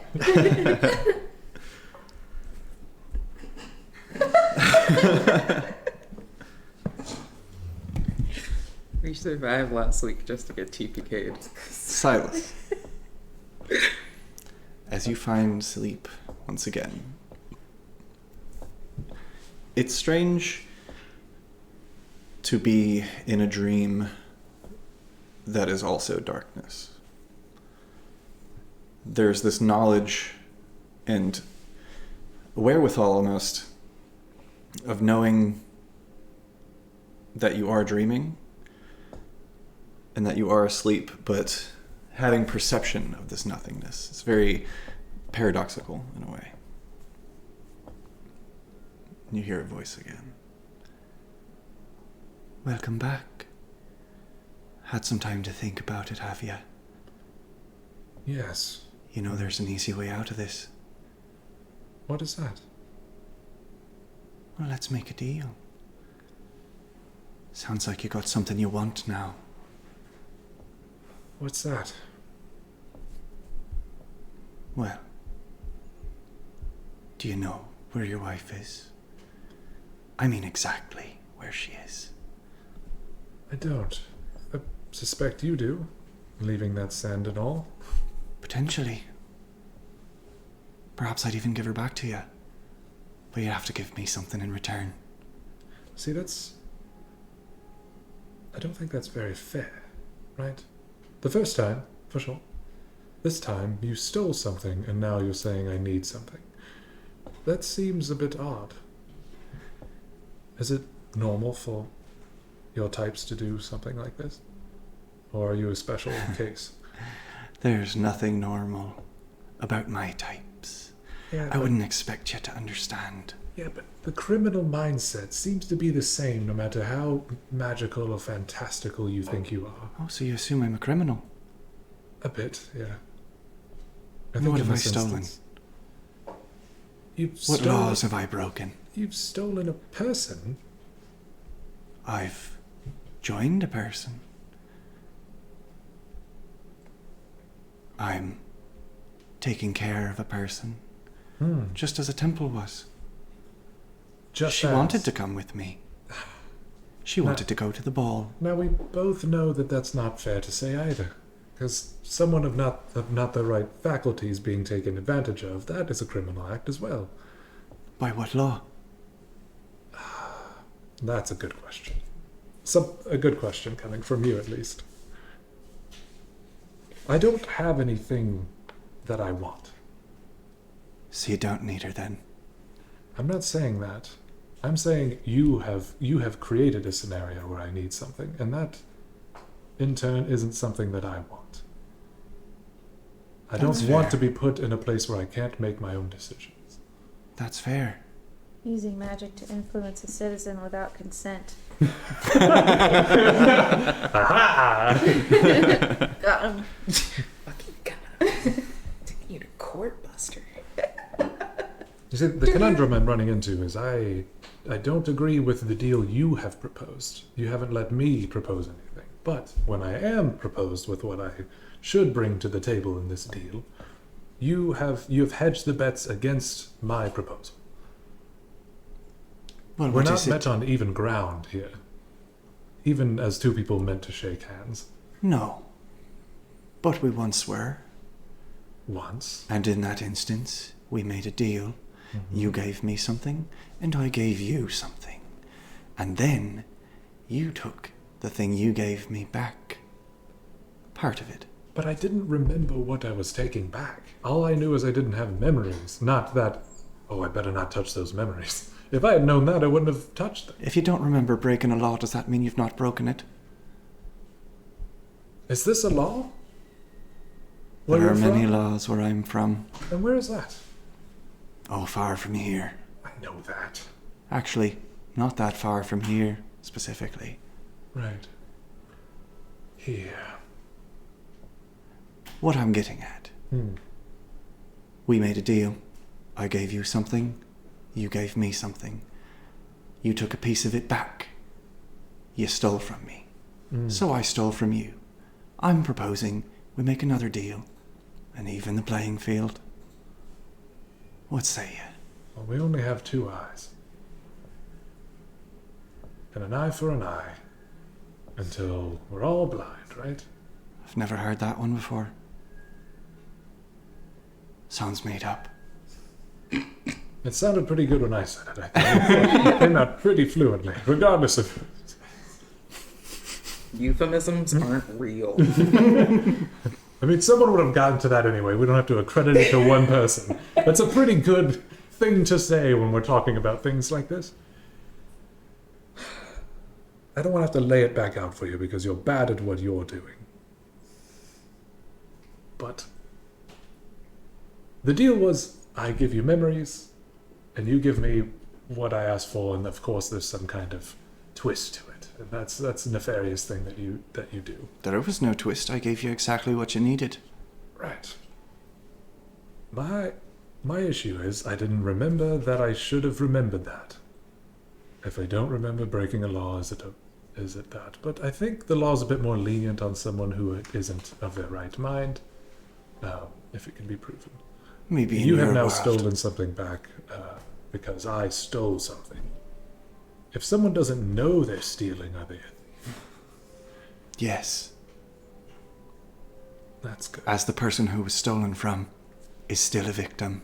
What do you have to lose? Are my memory's delicious or something? I met a man who ate gems. A dwarf, I believe. Oh, I don't eat them. I treasure them. There's a little case, small glass box. You put them in. Something like that.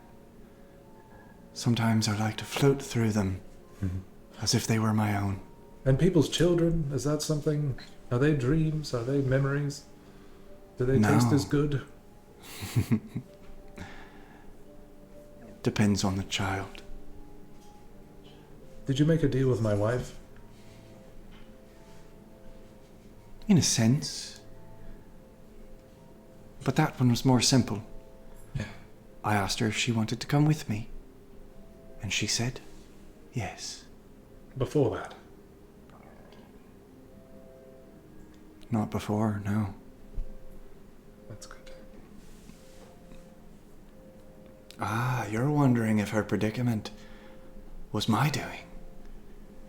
But as I recall, I swam through quite a delicious memory recently that showed who exactly was at fault for that.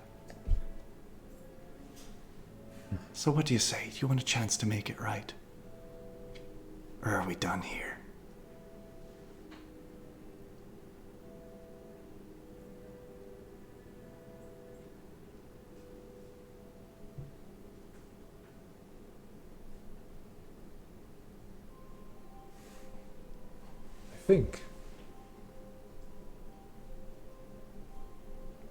think fairness for all.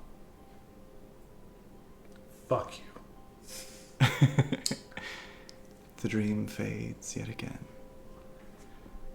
Third watch is Ollie. Go ahead and make a perception check.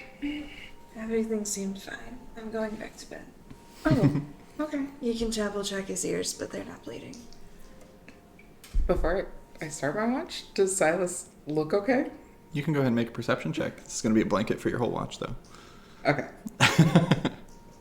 That's kind of what this whole watch scenario is, just kind of keeping an eye on Silas. So just kind of staring real hard at sleeping men. That's a dirty 20. Dirty 20.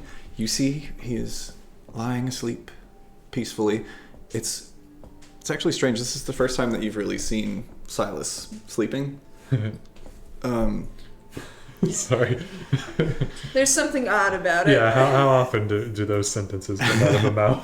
It's weird. You don't ever see me sleeping. Never see do me I sleep. do it? Usually when you look at Silas, you see that concerned, almost confused look. But asleep now, he seems at peace. He's relaxed. His face is at rest. And then there's like a faint smirk at his cheek, like he's having a good dream. That seems weird for Silas. I punch him. I'm kidding. Dick punch. This is my watch. No, my watch is Am I blessed or something? Does it? He seems fine. He seems all right. Mm-hmm. Just all right. Then I'm gonna sit patiently and keep watch on the room. All right, you do so. The night passes, rather, at this point, the morning passes without incident. And as the sun begins to rise yet again, you all awaken from your sleep. And Silas, I need you to roll a d10. No. I don't wanna. Keep picking up the percentile to start. 5? 5.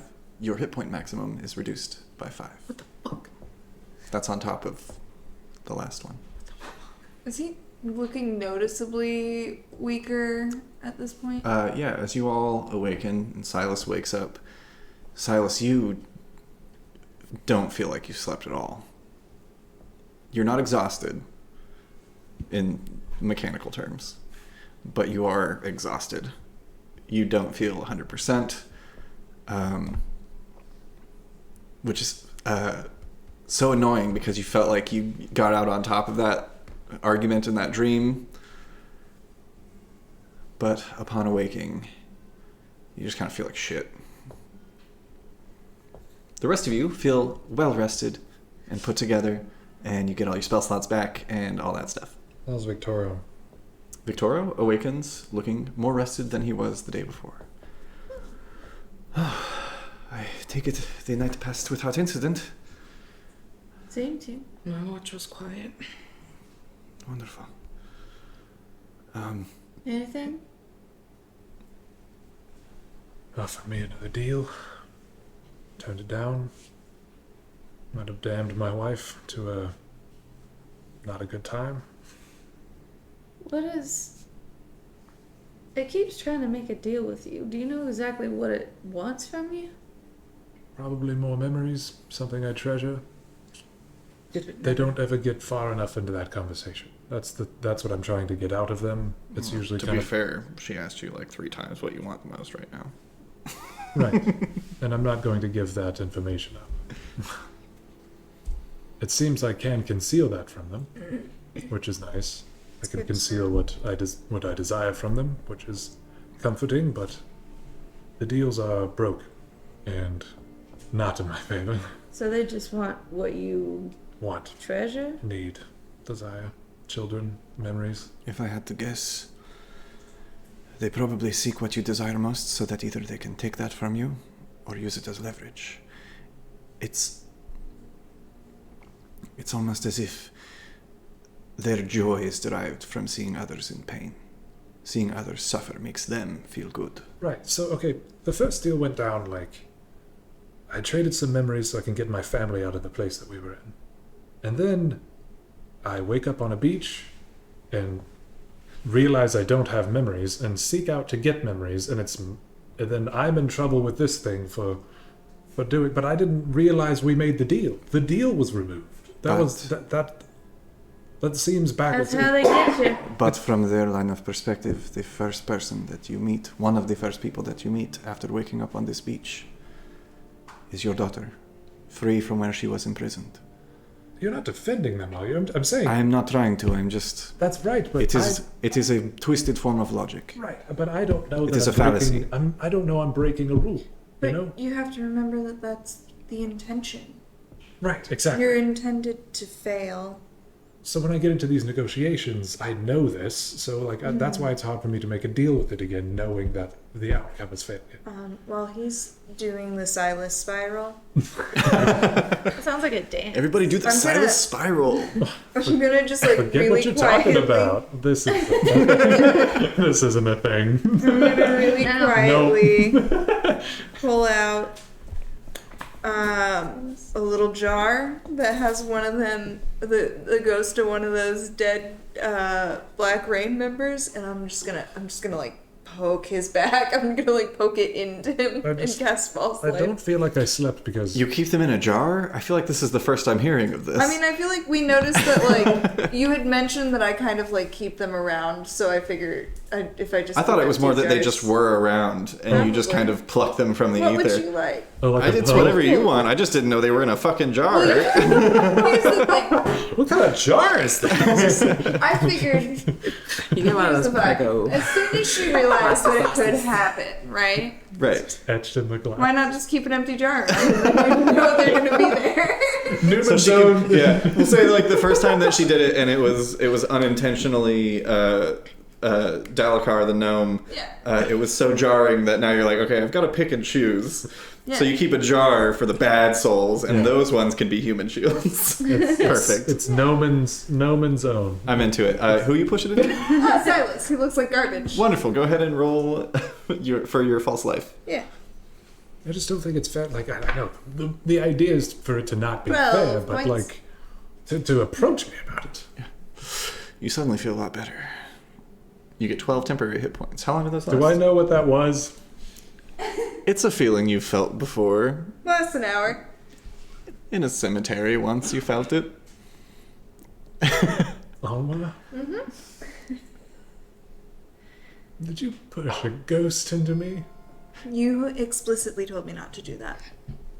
And that is where we're going to end tonight's episode. That could have gone on for an hour. Oh, I know. I had to wait for a great phrase, and you guys nailed it. Before we leave all of you beautiful viewers tonight, those weary travelers out there, we got some dice to give away.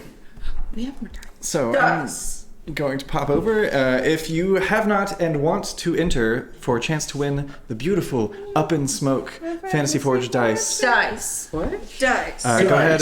You've got a couple more seconds to enter the word KABLAM, KABLAM, into the chat for your chance to win. You must be a follower to be eligible, so click the heart if you want to win.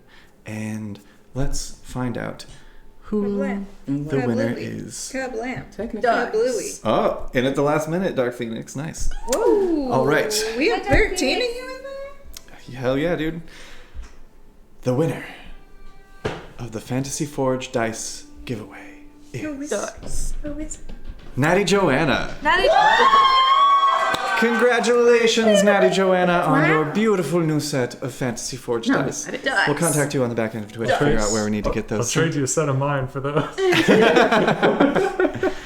Oh, wow. That was quite an episode. That was a doozy. Had a great time. That was Yeah. very, very fun. That was a lot of scene work with my friend Cameron.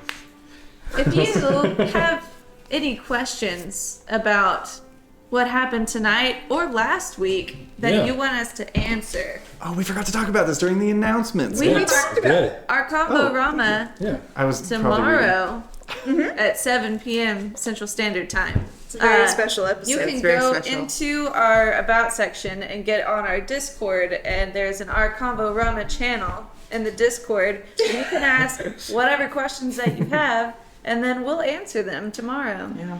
Yeah. Are you doing that thing? Yeah. So like tomorrow, it's my host and also my giveaway. Yeah. Whoa! So just like 2 weeks ago, where Sam gave away a commission during the stream. It went to 11-day on Karbok. It was beautifully rendered and beautifully drawn. We'll be doing that again, except it'll be my turn. We're gonna post some of my art pretty soon. I need to send it over to Sam. Because I'm terrible. I'm the worst person, and I have homework. She's the all best this week. person. I'm sorry. But I'm gonna steal her Don't go to laptop. college. Please don't go to college. It's the worst. It's a scam. It's a scam. I'm so tired. Arcanarama, don't go to college. I'm telling you right now. We didn't. I did. It was Kitty fun. did. I went for a long time. It's real. I It's went. real hard. It was but the yeah. worst time of my life. Tomorrow's Really good time. Yeah, it's fun. But it wasn't the college. It's just expensive. If you can do it for free, do that. Yeah. Yeah. Yeah, do Everyone it for not in the United States, if you're getting Yeah. college for free, Do it wow, for wow, free. wow, Yeah. wow. Y'all I are really love winning. learning. Let's go to Norway. Hell yeah. So yeah, join us tomorrow for our Convo-rama at 7 p.m. Central Standard Time Yep. to enter for your chance to win a lovely commission from Miranda. And ask us whatever questions you have. And our bestest boy Robbie's gonna be hosting tomorrow. Yeah, you guys get to meet Robbie on camera for the Yeah. first time. And it's Sam's birthday. And it's Sam's birthday! So if you don't wish me a happy birthday, I'll cry. So the last 5 minutes of this stream is a lot like what the next 2 hours on the next stream is going to be. Chaos hours, chaos hours, chaos hours, chaos hours. Dabs! Thank you guys so much for joining us tonight. We'll see all of you hopefully tomorrow, and if not, Tuesday for some Arcanarama, or next Saturday for the next installment of Arcanarama. But until then, stay safe out there, adventurers. I'm never gonna catch it. I'll sit here, I'll look pretty, I'll wave. I'll put kisses at you. Robbie, put your clothes on!